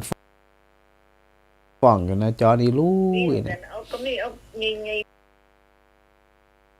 ปุ๊บตึ๊บเลย ก็เอาตะปบใหญ่เลยกะ ก็แม่สาธุเจ้าสาธุเจ้าการมีดีเจแอมน้องแอมได้แนะนำบอกพระอาจารย์ต้องหาแฮมตัวหนึ่งดีเจนัดน้องนัดพระอาจารย์ต้องหาโทรศัพท์แฮมเครื่องหนึ่งนะมันเอาไว้อันนึงก็ออกอาการเดี๋ยวพระอาจารย์ไปแก้บานาหยักซะนะบานาหยัก บนห้องว่าบนเหลือวิสัยกำเดียวน่ะอย่างที่ว่าที่พระอาจารย์ว่าน่ะ เกิด100 ปีการฟังพระอาจารย์ตะกี้ไปถึงไหนละเดี๋ยวพระอาจารย์นั้นขออนุญาตบังคับสายสัก 30 นาทีเนาะสถานเนาะ30 นาทีแล้วก็ได้กว่าแกกรรมว่าในเรื่องที่พระพุทธเจ้าแม่สุคนฮัลโหลนั่นนี่มันโชว์อยู่ตลอดสถานที่อันพระอาจารย์เดี๋ยวค่อยว่ากันเนาะมันมีปัญหาของมันแต่ในระบบเนาะเดี๋ยวก็ว่ากันเอาเดี๋ยวสัก30 นาทีเดี๋ยวพระอาจารย์ก็เข้าไปพร้อมกรรมเนาะสถานเนาะโทรมาบัดนี้มันเป็นอย่างเพราะว่าหน้าจอมันฟ้องว่าเครื่องของพระอาจารย์มันมีปัญหาซึ่งพระอาจารย์น่าจะไปกดอย่างสักอย่างเนี่ยมันพลาดไปเนาะมันเป็นยังก็ไปแก้เนาะตะกี้พระอาจารย์ได้อู้ถึงในเรื่องของอริยมรรคมีองค์8ลักษณะของพระพุทธเจ้าเนี่ยเวลาพระองค์ได้ตรัสสอนนี่นะชี้โทษแล้วก็บอกทางนะชี้โทษแล้วก็ชี้ทางอย่างที่ว่าอันใดที่บ่ควรเนี่ยอันนั้นก็บ่ดีอันนี้ก็บ่ดีพระพุทธเจ้าจะบ่มีลักษณะว่าห้ามเท่านั้นแต่พระพุทธเจ้ายังตรัสชี้ช่องทางว่าควรประพฤติปฏิบัติอย่างใดก็ในเรื่องของอริยมรรคมีองค์8ในเรื่องของภักควรสูตรเนี่ยยังจบเดี๋ยวนะสถานนะปนไปปนกันมาเนี่ย สถานมีความสามารถหลายด้านเนี่ยฟังหูเรื่องอยู่แล้วเนาะสถานเนาะ ซับไปซับมาเนี่ยนะ ที่นี่เขามาเริ่มเรื่องแรกเนาะเรื่องแรกที่พระพุทธเจ้า ได้ทรงตรัสก็หมายถึงเรื่องอย่างเวลาศรัทธาพอถ้าสมมติเราศรัทธาได้หนังสือแล้วหรือมีหนังสือสวดมนต์อยู่เนี่ยศรัทธากับสามารถดีก็ได้นะศรัทธาภิกขเวทุกขังอริยสัจจังชาติปิทุกขาจาราปิทุกขามรณะปิทุกขังโสกปริเทวทุกขโทมนัสสุปยาสาปิทุกขาอภิเยหิสัมปโยโหทุโคปิเยวิปโยมาสรุปตัดที่ว่าสังขิตเตนะปัญจุปทานขันธาทุกขานะ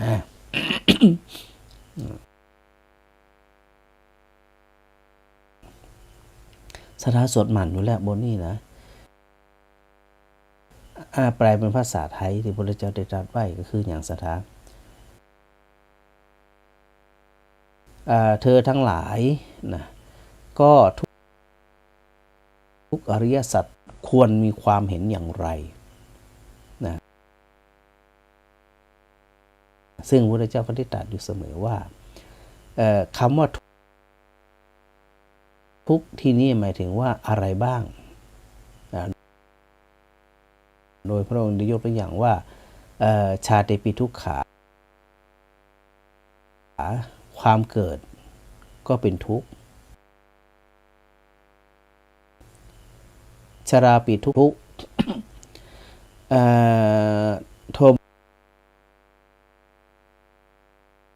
มนัสสุปยาสิทุกขาความประจวบกับสิ่งที่ไม่เป็นที่รักที่พอใจความทุกข์กายคำแปลเนี่ยอาจจะเอาไหมอาจารย์แปลไหมแปลไหม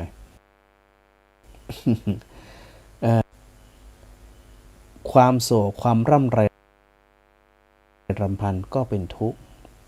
โทมนัสสุปยาสาปิทุกขาความเศร้าใจไม่สบายใจความ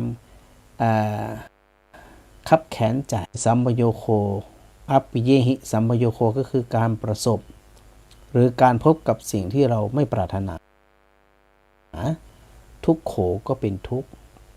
ปิเยหิวิปโยโคทุกโขการพลัดพรากจากสิ่งที่เรารักก็เป็นทุกข์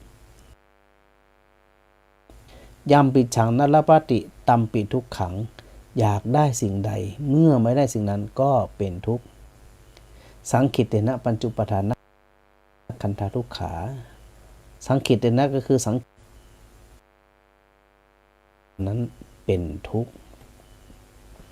ศรัทธาทั้งหลายเห็นที่ว่าเห็นชอบเนี่ยนะต้องเห็นแบบนี้เห็นว่ามันเป็นทุกข์แท้เช่นเกิดเป็นทุกข์ที่พระพุทธเจ้าได้ตรัสอยู่เสมอในเรื่องของทุกขาจาริปุณณะการเกิดบ่อยๆมีทุกข์ร่ำไปเพราะว่าการเกิดทุกครั้งนั้นมันจะส่งผลถึงแก่ถึงเจ็บถึงตายถึงเสียใจถึงน้อยใจพร่ำไรรำพันถึงทุกข์ใจถึงตรอมใจเพราะตัวเกิดเป็นต้นต่อ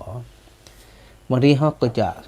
ในส่วนของปุถุชนเขาจะคิดอยู่เสมอว่าการเกิดมันก็น่าจะเป็นเรื่องที่ดีกะมันก็ได้เกิดมาสร้างบุญสร้างบารมี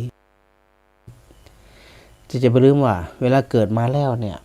บอกว่าจะอยู่สถานภาพไหนอาชีพไหนฐานะแบบใดจะร่ำรวยจะยากจนเมื่อเกิดมาแล้วจะไปลืมสิ่งที่ตัวมาก็คือชราปิทุกขาความแก่งอมความแก่มันตัวมาแน่นอนซึ่งความแก่เนี่ยตะกี้ถึงเรื่องการเกิดเนาะที่เข้าใจในเรื่องของเนกขมะบารมีเนี่ยก็คือการสลัดออกว่าเฮาบำเพ็ญเพียรบารมีไปเพื่ออย่างเพื่อที่จะตัดภพตัดชาติเหมือนกับสถานฟังธรรมถึงวันก็เหมือนกันเหรอสถานฟังธรรมอยู่เนี่ยแล้วก็เสมอว่าไอ้ที่บอกว่าการเกิดเป็นทุกข์เนี่ยสถานก็ต้องปรารถนาอยู่อย่างเดียวว่า รารถนาการไม่เกิด เพราะการเกิดเป็นต้นตอของความทุกข์ในเมื่อเขาความเกิดมันเป็นทุกข์แต่บ่ใช่ทุกข์เล่นๆ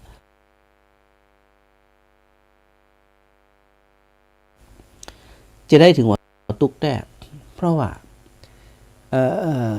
พอเกิดออกมาแล้วเนี่ยตีพระอาจารย์ได้เปรียบเทียบมองเวลามีดอยได้มีปุ๋ยมีดินมีน้ำมีอากาศสมบูรณ์มันก็ขึ้นมา คลาได้ตีมะม่วงนี่ขึ้นมาสถานนึกถึงมะม่วงเนาะโอกาสจะถูกไฟคลอกก็มีน้ำท่วมก็มีงัวหย่ำก็มีคนหย่ำก็มีคนฟันก็มีตายแรงตายแห้งตายหนาวก็มีเพราะเม็ดมะม่วงเม็ดนั่นเนี่ยมันมีเชื้อมันยังปลูกมันยังโผล่อยู่แล้วเหมือนคนเฮาเหมือนกันเวลาเฮานึกถึงการเกิดชาติปิทุกขาเนี่ยนะไปดูต้นต่อแหมเนี่ยเวลาเฮาอู้กันในเรื่องของความละเอียดของธรรมเนี่ยเฮาพยายามที่จะ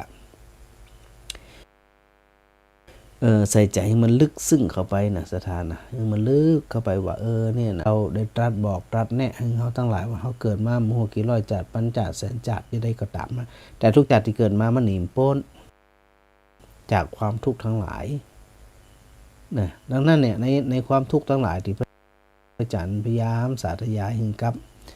หมู่บ่ออกไม่ออกหึงได้หู้ปล้มป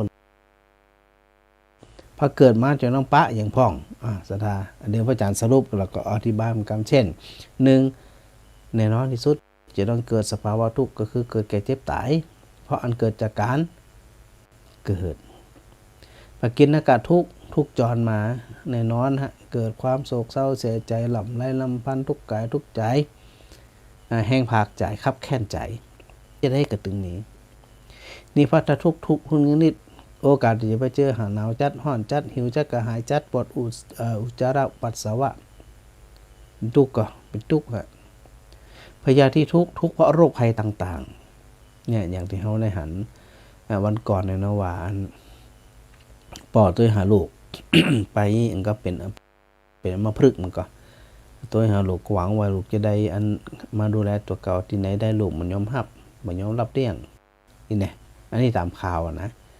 ถามว่ามันทุกข์กับศรัทธาถ้าห้ามบัดตายก่อนในโอกาสที่จะเป็นโรคภัยต่างๆที่เข้ามาเบียดเบียนมันมีแน่นอนเดี๋ยวจะไปในส่วนของชราปิทุกขากับความแก่ก็เป็นทุกข์แก่แล้วมันมีอย่างพองที่มาครอบงำมาจัดการเอานี่นะต่อไปสันตปทุกข์อันเกิดจากกิเลสเผาลนถูกความโลภเผาผ่องถูกความโกรธเผาผ่องถูกความบ่ฮู้หรือโมหะเผาผ่องมันเผาถึงวันหนึ่งคืนตื่นกระเผารับกระเผามันซุกตังใดเนี่ยพระพุทธเจ้าพิจารณาหันที่อีนอกจากนั้น วิปากทุกข์อันเกิดจากกรรมเก่าเขาจีหูเหรอว่าเขาไปทำกรรมดีกรรมดีอะไรอย่างไว้ในอดีตชาติแต่ว่าสิ่งที่เขาทำไว้นั้นมันบ่ไร้ผลมันต้วยมาอยู่เสมอสถานนะถ้ามีเหตุมีปัจจัยพร้อมเมื่อใดมันส่งผลเหมือนนั่นอันนี้บางทีเฮาหมู่เฮาทั้งหลายเนี่ยถ้าบะหีบ ทำคุณงามความดีหรือบะหีบอันหาวิธีการแก้กรรมซึ่งพระพุทธเจ้าพระอาจารย์ได้บอกอยู่เสมอว่าการแก้กรรมของพระพุทธเจ้านั่นก็คือการกระทำกรรมบูรและความคิดของตัวเก่าเฮาเนี่ยกายว่าแก้กรรมนั่นได้อยู่ที่พฤติกรรมเฮาทั้งนั่นนะอันนี้สรุปก่อนนะสหคตทุกข์หรือปรินามทุกข์อันเกิดจากโลกธรรมเข้ากระทบโลกธรรม8มีอย่างฟังได้ลาภเสื่อมลาภได้ยศเสื่อมยศได้สุขได้ทุกข์ได้สรรเสริญได้นินทา8ข้อเนี่ยจะได้กระถึงปะแน่นอน ถ้า ห้ามหวยที่หนึ่งเนี่ยมันจะซุกกระตุกออกสถาวะคนก็โอ้ยใครได้ขนาดถูกหวยรางวัลที่หนึ่งนี่นะสถานจะไปลืมนะรับรองอยู่บ้านบันไดเน่นนอนอะเมื่อกินบันไดนอนบันรับสถานจะไม่หนีอยู่ที่ไหนบันเดียวนี้อ้อทำมีที่โยมาติวัดศรีไตรภูมิเห็นเนอะ ก็จริงวันนะจากบังเกิดเป็นศัตรูกันก็จะเป็นศัตรูแล้วเพราะมาขอแล้วมันได้มันจะได้กูคนใดจะได้กับมดกับมี100 ล้านพันล้านกับมดกับเพราะคนนึงมาขอแน่นอนมันต้องไปห่วง แล้วก็อาหาระปริเยททุกอันเกิดจากการหาอาหารการกินอาหารคนเวียนอยู่เอี้ยกินทายแล้วหิวกินแหมกินแล้วอันปวดต้องหิวทายอ้าวไปตลอดลูกต้องของต้องอืดของเงาะวิวาทะโมรกะทุกอันเกิดจากการทะเลาะวิวาทมันถึงมีศรัทธาอยู่2 คนขึ้นไปมันถึงนี้ที่จะทะเลาะเบาแวงกันนี่นะมันมีโอกาสสูงแล้วก็สุดท้ายทุกขขันทุกขันด้วยทุกเราหยอดตีพระอาจารย์ได้บอกสถานที่ก็คือสังคิตเตนะปัญจุปาทานขันธาทุกขาเนี่ยพอเขาเกิดจีหู้จีแล้วสันธาแค่หู้ตัวแรกหู้แบบสัมมาทิฏฐิมีความเห็นชอบเห็นแบบนี้เท่านั้นถึงจะห้องว่าเป็นสัมมาทิฏฐิเห็นว่าทุกข์เป็นทุกข์ไม่จะว่าเห็นทุกข์เป็นสุขเห็นว่าอนิจจังคืออนิจจังไม่จะเห็นอนิจจังแล้วเป็นนิจจังเห็นทุกขังว่าเป็นทุกขังเป็นทุกข์ไม่จะเป็นสุขขังเห็นอนัตตาว่าเป็นอนัตตาไม่จะเห็นอนัตตาว่ามันเป็นอัตตาถ้าเห็นที่บนห้องว่ามีความเห็นทิฏฐิวิปลาสมีความเห็นที่บ่ถูกต้องบ่ตรงมีความเห็นที่คลาดเคลื่อนนะเวลาสถาสวดมนต์สถากำลังกึดตัวเองอยู่เสมอว่าคำว่าชาติพิทุกขานั่นเนี่ยเขาจะยะจะใดเตบะฮือมันมีการเกิดต่อไปซึ่งสถาหลายคนจื่นใจว่าเวลาทำบุญกระตามไม่ได้ยังกระตามเนี่ยมีความตั้งใจอยู่เสมอว่าขอให้มีโอกาสตัดภพตัดชาติเป็นไปได้อย่าได้เกิดมาแหมเพราะมองเห็นทุกข์ที่มันเข้ามาบีบคั้นโดยเสมอเนี่ยว่ามันเป็นทุกข์แท้เนาะเขาเห็นทุกข์เป็นทุกข์ก่อนนะมันถึงจะมีโอกาสเข้าไปแก้ไขเหมือนกับเขาไปย่ำหนามแล้วมันเจ็บอะสถาว่าก็บอกว่าจะได้มันหัวมันเจ็บอะหนามันปักอะบางคนจะหูตัวครับปล่อยมันเจ็บไปปล่อยมันปักไปนะบงกับมาบงยากับมาใส่หยังกับมาหยังนี่นะบางทีมันเหมือนกับความเป็นอยู่ของหมู่เฮาทั้งหลายเช่นเฮาบ่ชอบไผเฮาจ้างไผเอาอีดีกว่าอันนั้นเหมือนกับหนามเนี่ยมันปักอยู่ในใจเรียบร้อยแต่สถาบันย้อมบงมันออกก็พยายามจำพยายามหาทางเอาคืนหาทางแก้แค้นอยากจะหาทางเอาคืนหาทางเอาแค้นเดียวสถากูว่าหนามปักก็เอาออกเกานี่แหละดีว่าหนามมันปักใจบอกว่าจะเป็นความโลภความโกรธความหลงเนี่ยถ้าอู้ถึงก็คือเป็นลูกศรอาบยาพิษชนิดร้ายแรงมันชนิดร้ายแรงขนาดไหนที่ว่าคนโลภกันดูกันอย่างกันนี่นะมันฆ่ากันตายได้นะบอกว่าโลภของนักของน้อยมีกาบ่มีกานี่มาเกี่ยวละเพราะว่าความโลภมันเกิดจากใจมันเหมือนกับเป็นตัวยาพิษมันก็ความโกรธก็เหมือนกันความหลงก็เหมือนกันที่มาฝังหลายครั้งหลายหนที่เฮาบ่ยอมรักษาไอ้การรักษาก็คือจะได้ก็คือการเข้าไปจัดการคือเหมือนกับบงหนามเอาหนามออกก่อน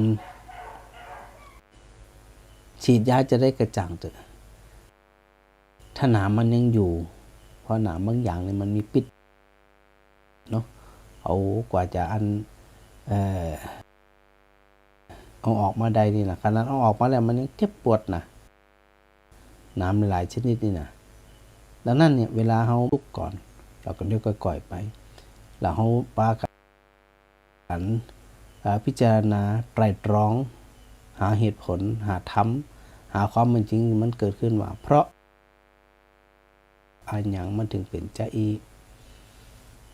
เพราะ ซึ่งในตอนนี้เนี่ยเขากำลังอู้ถึงในเรื่องของสัมมาทิฏฐิอยู่ซึ่งพระพุทธเจ้าก็ตรัสว่าการที่อันมีความเห็นชอบมีความเห็นถูกต้องคือเห็นอริยสัจสี่อย่างกระจ่างแจ้งเดี๋ยวก็ไปว่ากันเห็นว่านั้นเพราะมันว่าก่อนไปถามเรื่องอันเข้าใจยากนะอันในเรื่องของอันอะไรเนี่ยสัจจญาณกิจจญาณกัตตญาณนะวน12 รอบนะเดี๋ยวอู้ถึงแล้วนะ เดี๋ยวเราไปอู้กันปุ่นแหมกำหนึ่งซึ่งอย่างที่พระอาจารย์ได้มองไว้ว่าการที่จะเข้าไปใส่ใจทำไตรตรองพิจารณาธรรมที่ห้องวโยนิโสมนสิการเนี่ยนะมันต้องใจเวลาเราจะใจการไตรตรองซึ่งบ่ต้องไปเห่งไปหีบนี่เฉพาะเรื่องของความทุกข์10 ประการเขายังไม่ได้อู้โดยละเอียดกำเตือมันยังขนาดนี้แล้วก็แค่อันตัวแรกเนาะสมาธิทิเนี่ยเขาจะต้องอู้ในเรื่องของอย่างทุกข์สมุทัยนิโรธแล้วก็มรรคซึ่งขณะนี้กำลังอู้กันในเรื่องของทุกข์อยู่ว่าทุกข์ที่ว่าถึงเนี่ยมันมีอย่างของที่ว่ามันเป็นทุกข์คือเราเข้าใจที่อีก่อนว่าการเกิดมันไม่เป็นทุกข์ที่พระอาจารย์อู้ถึงว่าน้ำมันอยู่ในตีนตีนอยู่เนี่ยต้องห่วงมันเป็นทุกข์ต้องหาวิธีเอาออกสำรอกออกหรือห้องวิอาราคะหรือว่านิพพิทาคือสำรอกเบื่อหน่ายกายแกนหากมีความรู้สึกที่มาได้นั่นน่ะคือเบื่อหน่ายในการเกิดเบื่อหน่ายในรูปเวทนาสัญญาสังขารวิญญาณก็คือขันธ์ทั้ง5ว่ามันจะเป็นของเขามันจะมีความจีรังอย่างยืนเปลี่ยนแปลงไปทิศรอวันอู้ถึงดียกตัวอย่างตะเกียคือเป็นรถเข็นแล้วใครจะดูแลในเมืองลูกมาดูแลเนี่ยกำลังเชื่อมโยงไปถึงในเรื่องของชราปิทุกขาความแก่ก็เป็นทุกข์ก็พยาธิทุกขังความเจ็บไข้ได้ป่วยก็เป็นทุกข์เคยเดินได้อย่างหาไปนั่นมานี่ได้อย่างอวดดีอวดเก่งเนาะกลางจะอันใจอีเนาะแต่พอพยาธิความโรคภัยเบียดเบียนความแก่เบียดเบียนโรคภัยเบียดเบียนหมดสภาพ ก็อย่างที่อันวันก่อนอูกับพันพระอาจารย์ดร.เฮามาแค่นี้แต่เนาะสุดท้ายเอามองคนเฒ่านะที่เปิ้นอันเป็นไหนมาไหนสิ่งที่ต้องการที่สุดคืออย่างแพมเพิร์สกลายเป็นว่าแพมเพิร์สมีคุณค่าที่สุดยศตำแหน่งที่อู้ถึงนี่มีความหมายบ้านจองห้องหอมมีความหมายวัดวาอารามใหญ่โตจะได้กระจ่างมีความหมายสักอย่างสิ่งที่มีความหมายและต้องการที่สุดก็คือแพมเพิร์สเนี่ยเวลาเขานึกถึงจีเอมันจะได้นึกถึงมีชีวิตอยู่เอาละในเมื่อตอนนี้เขามีกำลังอยู่กำลังกายกำลังสติปัญญาเขาอยู่เนี่ยพยายามอย่างยิ่งตีอันประกอบคุณงามความดีขับใดซึ่งโดยบ้านปลายแล้วเนี่ยเขาโมโหว่าเขาจะอยู่สภาพใด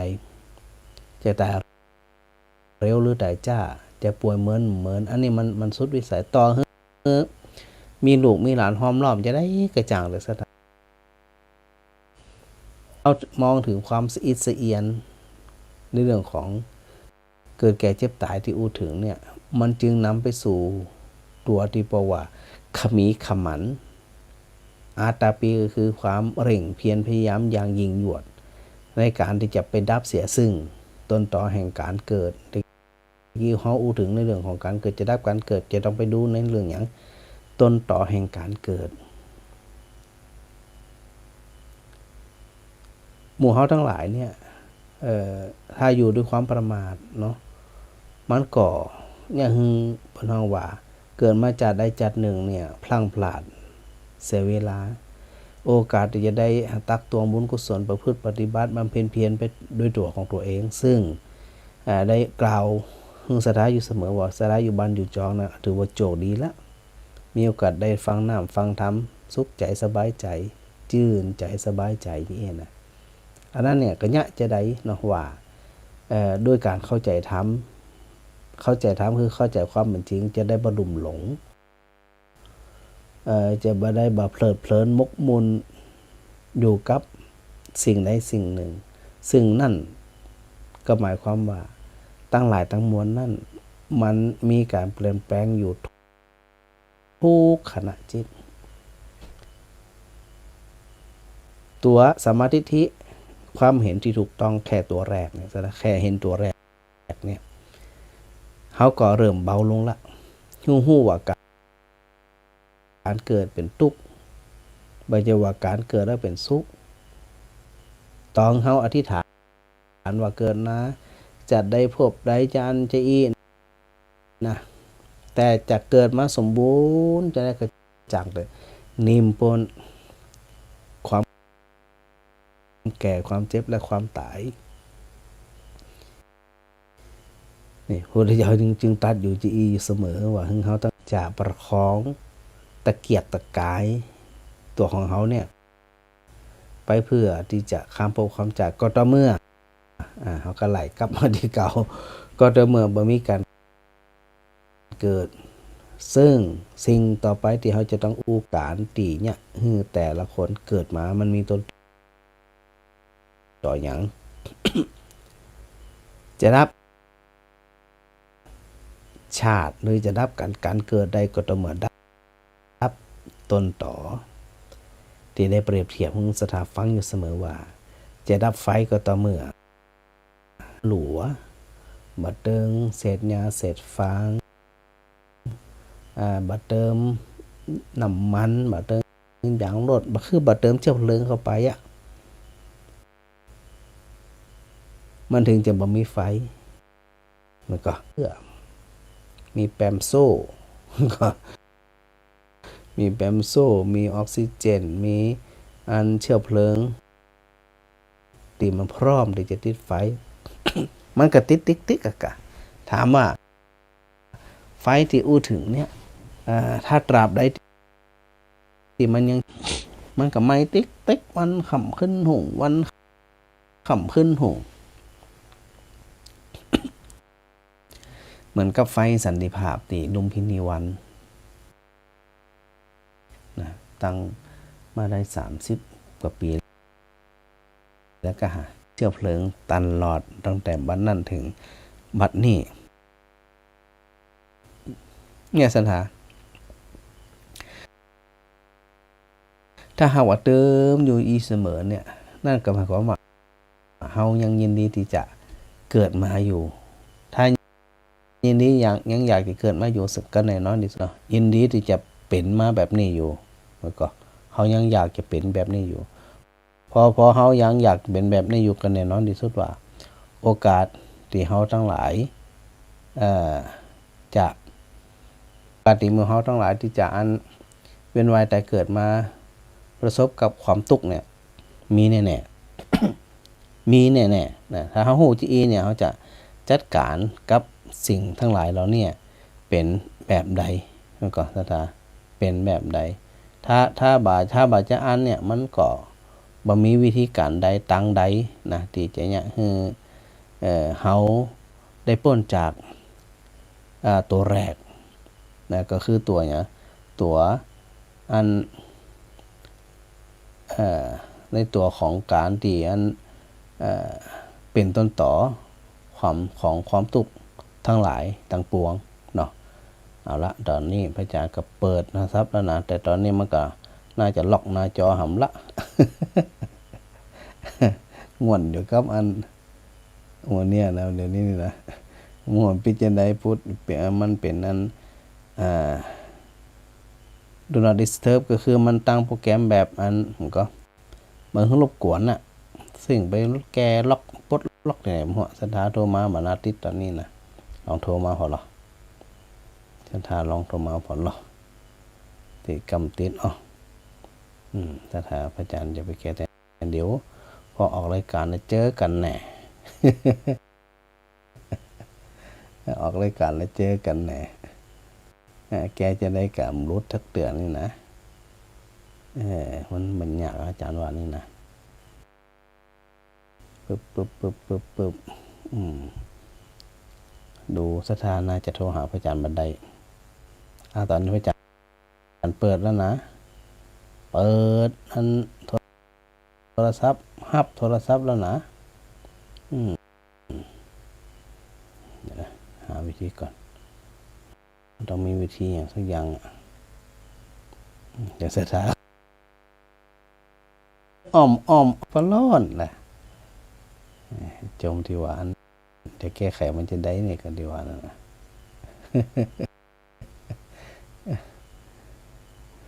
เดี๋ยวนะโทรแล้วเหรอลุงพลโทรมาติดแล้วเหรอลุงพลอาจารย์ติดแล้วเนาะตอนนี้ติดแล้วเนาะก็ลองกดพอคดีก็ดีบันไดอย่างว่านี่นะคืนนี่ได้การโทรศัพท์นี่แหละเจ้าของมันเหมือนฮะมันแกล้งเจ้าของมันสงสัยมันแกล้ง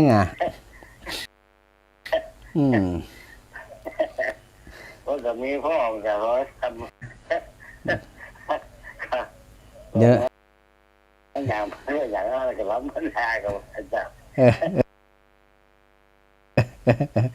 เดี๋ยวออกรายการเนี่ยจะบอกหมอกมันสกรรมก่อนบางที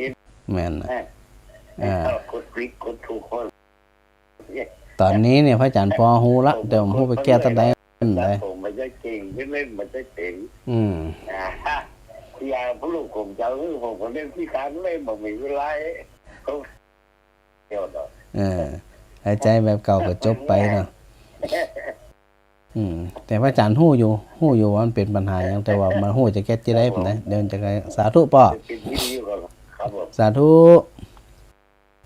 ครับผมสาธุครับผมสาธุลองพอเรามีไผโทรมาได้แฮมก็หาวิธีหลายอย่างแล้วนะสถานะโฟกัสสเตตัสเพื่อจัดเป็นละเนาะมันน่าจะแล้วแต่บางช่วงมั้งไม่รู้สภาพละบางช่วงไหนเดียวมันขึ้นมามันอาจจะบัติดนะเดี๋ยวพระอาจารย์จะไปปิดมันจะใดนั่นนะปัญหานะไปปิดมันจะใดนั่นนะถ้าหัวไปปิดมันใดก็ปิดไปเรียบร้อยแล้วนี่นะนั่นนะปัดใส่ก็ได้ปัดขวาก็ได้ฮะแม่บ่เย็นนั่นติดแล้วเหรอติดแล้วพระอาจารย์ดีแล้วนั่นน่ะดีแล้วแต่ว่าสัญญาณมันยังอยู่สัญอันก็หน้าจอที่มันฟ้องนั่นนะแต่แสดงว่าสถาโทรมาได้เรียบร้อยละได้แล้วชัดเจนจะดีแล้วโอเคสาธุด้วยอันสาธุเจ้าเข้าท่าเจ้าก็ต้องหาวิธีการจัดการมันนะสถานะมันต้องมีวิธีการได้วิธีการหนึ่งมันจะไปเหลือคนไปไหนมันก็แต่ว่า ยังมีแต่อยู่นะแต่ว่าเหมือนได้บ่ฮู้ ที่พระอาจารย์จะเข้าไปแก้ไขมันได้เนาะวันนี้รู้สึกว่าอากาศร้อนนะสถานะฝนมาลงวันเดี๋ยวบัดใดเนี่ยอากาศมันร้อนพระอาจารย์อยู่วันออกอากาศในห้องเนี่ยบัดนี้เปิดพัดลม ร้อนดีแท้ มันได้บนพัดลมนี่นะแทนที่มันอากาศมันน่าจะโอเคมันก็หน้าฝนแล้วเนาะแต่ที่ไหนได้ปัตตะโอ้ยมันห่อนเหี่ยปีหนึ่งกันนะเหี่ยอันออกเหมือนกันนั่นนะเป็นนั่นเลยก็เดี๋ยวนะ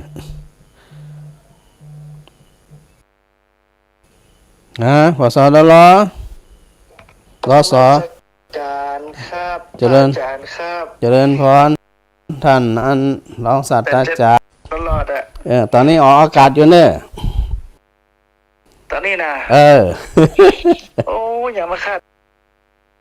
อย่ามาออกมาดึกแต่ว่า บัดดึกตัวได้2 ทุ่มถึง 4 ทุ่มบัดได้ อ๋อครับครับ นั่นน่ะมันได้จะเข้าไปมาจะรอก็เข้าไปวันนั้นก็ไข่หัวกันเศร้าๆนะเดี๋ยวว่า เข้าไปวันได้แฮม มีอย่างรับใจผมจะได้ติดต่อไปสอนเนาะ เดี๋ยวจัดอัน อาจารย์ไม่ได้ขอปรัชญาเลยผมรู้จักกับคนปรัชญานี่ขอรัฐศาสตร์นะครับ ขอรัฐศาสตร์ นั่นขอรัฐศาสตร์เหมือนกันเนาะ อยู่รัฐศาสตร์สอนรัฐศาสตร์มันก็ต้องขอรัฐศาสตร์อ๋อเนาะ ส สอนรัฐศาสตร์จะได้แนวของศาสนาเลย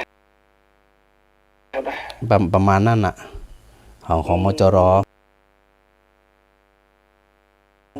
จะออกมาในแนวนั้นท่านอาจารย์ ครับต้องอาจารย์สุรพลนี่เนาะแม่นกะอันเปิ้นน่าจะฮู้อยู่เพราะเปิ้นอันผ่านมาฮู้เปิ้นว่าจะได้น่ะก็บ่ฮู้ว่าจะได้เตี้ย รออยู่เนาะขอได้เถอะนะขอให้มันได้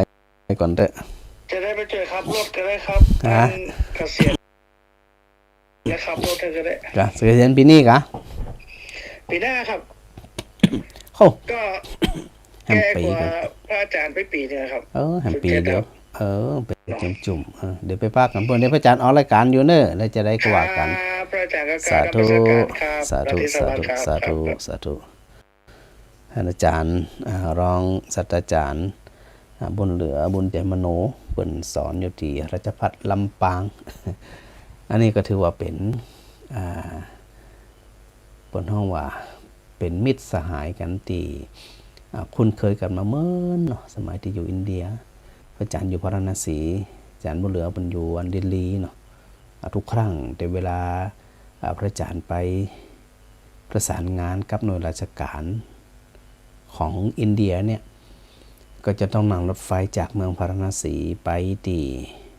กรุงนิวเดลีซึ่งเป็นเมืองหลวงนะไปก็น่าจะแทบทุกปีไปประสานงานเกี่ยวกับราชการเกี่ยวกับหนังสืออย่างต่างๆมันเนี่ยเอกสารเนาะ ยังมีโอกาสได้อาศัยใบบุญของอาจารย์บุญเหลือเปิ่นอยู่วัดโพคัน สมัยแต่ก่อนนั่นนะอยู่นิวเดลีก็ไปฝากต้องฝากไส้ฝากเนื้อฝากตัวไปรับไปนอนอยู่หันนะบางทีก็กว่าเดินเรื่องเอกสารเสร็จกับป้าไปก็เป็นติด2 ติดก็มีกว่าจะนั่งเครื่องนั่งรถไฟกลับพาราณสีเนี่ยก็ทุกอย่างเหมือนกันนะถึงในตอนที่ไปเฮียนอินเดียเนี่ยนะก็บางง่ายนะสถานนะนั่งรถไฟประมาณสักบ่าย 2นี่ก็บ่าย 2บ่าย 3ไปถึงปุ่น7 โมง 7-8 โมงเจ้าเป็นเนี้ยชีวิตที่ไปเฮียนอินเดียนะกระเสือกกระสนแล้วก็ต้องต่อสู้หลายๆด้านนะสถานนะ ก็เลยไปเห็นที่ว่าอันความทุกข์ที่พระเจ้าได้ตรัสถึงเนี่ยค่อนข้างที่จะหันภาพเนาะเนื่องจากว่าเวลาเขาไปอินเดียแล้วมันจะเห็นหลายๆสิ่งหลายอย่างหลายๆด้านนะพอเห็นแล้วมันจึงจะอย่างเราทั้งหลายนี่ก็เกิดสังเวชธรรมคือความไปหู้ไปหันว่าสิ่งทั้งหลายเนี่ยมันบ่ควรที่จะไปสานต่อเนาะบ่ควรที่จะไปยึดไปถือไปอย่างต่างๆมันเนี่ยว่าเนี่ยจะได้ถึงจะไปจัดการกับสิ่งทั้งหลายเหล่านี้บ่ฮือมันเกิดกับเฮาแหม ที่พระอาจารย์ได้อู้ถึงตะกี้นั่นนะว่าอันกับสิ่งทั้งหลายเหล่านี้ใดเนาะพอเฮาอันคิดถึงที่เนี่ยนะมันยังเฮาทั้งหลายเนี่ยได้ฮู้สภาพของตัวเฮาว่ามันควรเป็นจะใดมันก็มันควรเป็นจะใดพอเฮาฮู้ว่ามันควรเป็นจะใดแล้วเนี่ยมันจึงจะ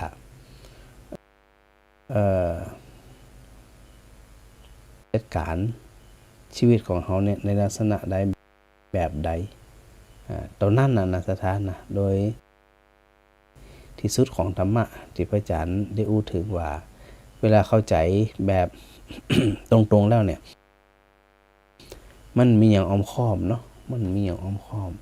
เข้าใจแบบตรงๆมันก็เฉยๆนะสถานนะเห็นทุกสิ่งทุกอย่างมันก็เฉยๆมันว่ามีอย่างที่อันแปลกไปมันดานไปกว่าที่มันเป็นอยู่ดังนั้นเนี่ยเวลาเขาเข้าอกเข้าใจในเรื่องของพระธรรมเทศนาหรือว่าเข้าใจธรรมชาติเนี่ยมันจึงจะเป็นสิ่งที่เนี่ยเราทั้งหลายได้เข้าใจแล้วมีความสุขใจมันเป็นที่นี่เองไอ้ตัวนี้เนี่ยพระอาจารย์จึงอยากจะย้ำให้หมู่เขาทั้งหลายได้รู้ว่าการเข้าสู่พระศาสนานั่นจะต้องเข้าด้วยน้องกึดอยู่เสมอว่าเนี่ยจะได้เนี่ยถึงจะตัดการเกิดได้ก็ก่อยตัดไปเดี๋ยววันต่อไปจะได้อู้ในเรื่องของต้นต่อที่จะเนี่ยเกิดแล้วผลักไสผลักดันคนได้เกิดมาสัตว์ตั้งหลายได้เกิดมาเนี่ยมีมาจากต้นตออันหยังประกอบด้วยอันหยังพองเนี่ยพอเฮาใส่ใจมาฮู้ในลักษณะนี้แล้วเนี่ยมันจึงจะเนี่ยฮู้เฮาทั้งหลายนั่นเห็นคุณค่าของคำสอนของพระพุทธองค์โดยเฉพาะในส่วนของตีอันพระธรรมจักรกับปวัตนสูตรพระอัญญาโกณทัญญะเพิ่นได้ฟังแล้วเพิ่นพิจารณาโดยละเห็นภาพชัดว่าการเกิดมันเป็นทุกข์แท้แก่เป็นทุกข์แท้อย่างต่างๆเป็นทุกข์ทั้งนั้นน่ะนึกถึงติพระจันทร์ได้ยกตัวอย่างที่ว่า พอแก่เฒ่าขึ้นมาอายุหนักขึ้นมาสุดท้ายก็ช่วยเหลือตัวเองบ่ได้พอช่วยเหลือตัวเองบ่ได้ได้ลูกหลานที่ดูแลดีก็ดีไปจบนี้ไปเกิดรุ่นลูกหลานดูแลบ่ดีเนี่ยจะได้มันก็ทุกข์ทนทรมานแต่จะได้กระจังแต่มีคนเฝ้าตราบใดที่ยังมีชีวิตอยู่แต่ว่าสภาพร่างกายมันบ่พร้อมมันก็ตุกอยู่นอนจมตุกอยู่คนเฮาว่าจมกับอุจจาระปัสสาวะที่พระอาจารย์พูดถึงตะกี้ว่าในเรื่องของมีแพมเพิร์สเป็นที่จ้างที่เปิงโดยสุดท้าย เนี่ยทีนี้พระจะได้จะเก่งจะได้กระจังแหละสถานะสุดท้ายมันก็นิ่มปนยกเว้นว่าอัน แต่ละคนที่เปิดนั้นไปตามไว้เวลาที่เหมาะสมก็ตามไว้เวลาที่เหมาะสมที่ยังพอมีสภาพร่างกายทั้งนี้ทั้งนั้นก็เฮาก็กล้าเกณฑ์ยังมาได้เนาะดูครับอันกรรมเก่าและกรรมใหม่ของหมู่เฮาทั้งหลายนั่นเองว่ามันจะเป็นไปจังใดเดินทางไปจังใดแบบใดนี่นะอันนี้ก็ว่ากันไปนะดังนั้นก็อยากศรัทธาญาติโยมทั้งหลายนั่นได้เข้าใจได้พิจารณาชัดเจนจะได้มีอันความโลภความโกรธความหลงซึ่งจะก่อเกิดการเกิดต่อไปยังเฮาทั้งหลายเนี่ยจิตอกจิตใจนะขณะที่เฮายังมีชีวิตอยู่ณขณะที่เฮายังฟังธรรมอยู่สวดมนต์อยู่ปฏิบัติธรรมอยู่ก็มองเห็นสิ่งต่างๆทั้งหลายมันเป็นเพียงสภาพที่ผ่านมาและผ่านไปจะไปยึดมั่นถือมั่นว่าต้องเป็นของข้าของกูของจะอันจะอีสุดท้ายมันกำเหลือกระจ่างสุดท้ายไปแต่ตัวเขาจะจังอย่างกระจ่างสิ่งที่เขาจังมันจะไปตัวเขาจะหักอย่างกระจ่างสิ่งที่เขาหักมันจะไปตัวโดยที่สุดก็คือตัวจิตมันก็ตัวจิตตัววิญญาณตัวมโนตัวใจของเขาเนี่ยเท่านั้นถึงจะเดินทางข้ามภพข้ามชาติใดจึงจะต้องมาตะลอมดูสภาพจิตสภาพใจของตัวเองว่าขณะนี้เนี่ยเขามีความเบิกบานใจเขามีความทุกข์ใจเขามีความเศร้าโศกเสียใจด้านใจของเขาเนี่ยหม่นหมองจะได้พ่องเขาไปหาที่อีแล้ว ก็หึงขึ้นอยู่เสมอว่ามันเรื่องอะไรอย่างที่เขาจะต้องไปอยู่ไปทุกข์ใจไปบ่สบายใจไปเนาะสถานเนาะก็เดี๋ยววันจริงๆแล้วพระอาจารย์ก็ได้ย้ำหลายเตือนเนาะหวานบ่าอันใจบ่ได้ละดูสภาพแล้วนะ มีไปโทรมานี่นะน่าจะอันมีปัญหาแหมเหมาะนะผมเป็นหยังเดี๋ยวอันพอจบจากนี้พระอาจารย์จะเข้าไปแก้ไขกรรมหนึ่งนะซึ่งบรรณามีปัญหาเนาะอาจจะได้ก็ต้องขออนุโมทนาศรัทธาญาติโยมทุกท่านแล้วก็ในส่วนของครูบาอาจารย์ทุกรูปนะครับที่ได้ให้กำลังใจลูกศิษย์ลูกหามาโดยตลอดแล้วก็ศรัทธาญาติโยมที่ได้รวมกันทำบุญทำกุศลบ่ว่าจะทางวิสงนครลำปางมีการมีงานอะไรยังกระจ่างเตอะโดนแล้วแต่อันชื่นใจ เดี๋ยวใกล้ๆนี่ก็น่าจะมีประเพณีอย่างประเพณีอันตามเป็ดตะพลีเนาะสถานเนาะเดี๋ยวน่าจะใกล้ส่วนแผ่นท้องเหลืองที่อัน12นักษัตริย์เดี๋ยวถ้าวันผูกมาบ่ลืมนะวันผูกหลายวันละนะมันจะแกล้งลืมนะสถานนะเพราะอย่างที่พระอาจารย์ดูกับอันแม่มพอตะกี้นะว่าเวลาออกจากวัดสิได้ภูมิกันนึกถึงปุ่นมจรว่าวันนี้จะต้องเป็นหยังจะต้องไปสอนห้องไหนจะต้องไปวางหยังบริหารเรื่องหยัง1 2 3นี่มันจะอยู่ในความคิดและตลอดการเดินทาง ตอนนั้นเนี่ยพอผ่านเวียงก็ลืมเรื่องอื่นไปเหียนะขาปิกมาก็เหมือนกันนะขาปิกก็เกิดถึงวัดเพล่ะใจไม่อยู่วัดนะเนาะจะตัดงานตันใดจะกวาดตังใดจะเพียวตังใดจะหยะจะใดฝนตกฝนมาตกมันถึงใจมันอยู่ผีวัดเพล่ะ มันก็เลยผ่านเวียงมาเหมือนกันนะไปก็ผ่านมาก็ผ่านนะท่านนะเดี๋ยวใจเย็นๆเดี๋ยวพอได้ราคาได้อย่างไรเดี๋ยวพระอาจารย์จะบอกกล่าวกับศรัทธาญาติโยมทั้งหลายเนาะจะได้ก็อยู่ดีมีสุขนะบุญรักษาบุญกำบุญจูกันกู่คู่กู่คนศรัทธาญาติโยมเดี๋ยวพระอาจารย์จะอันไป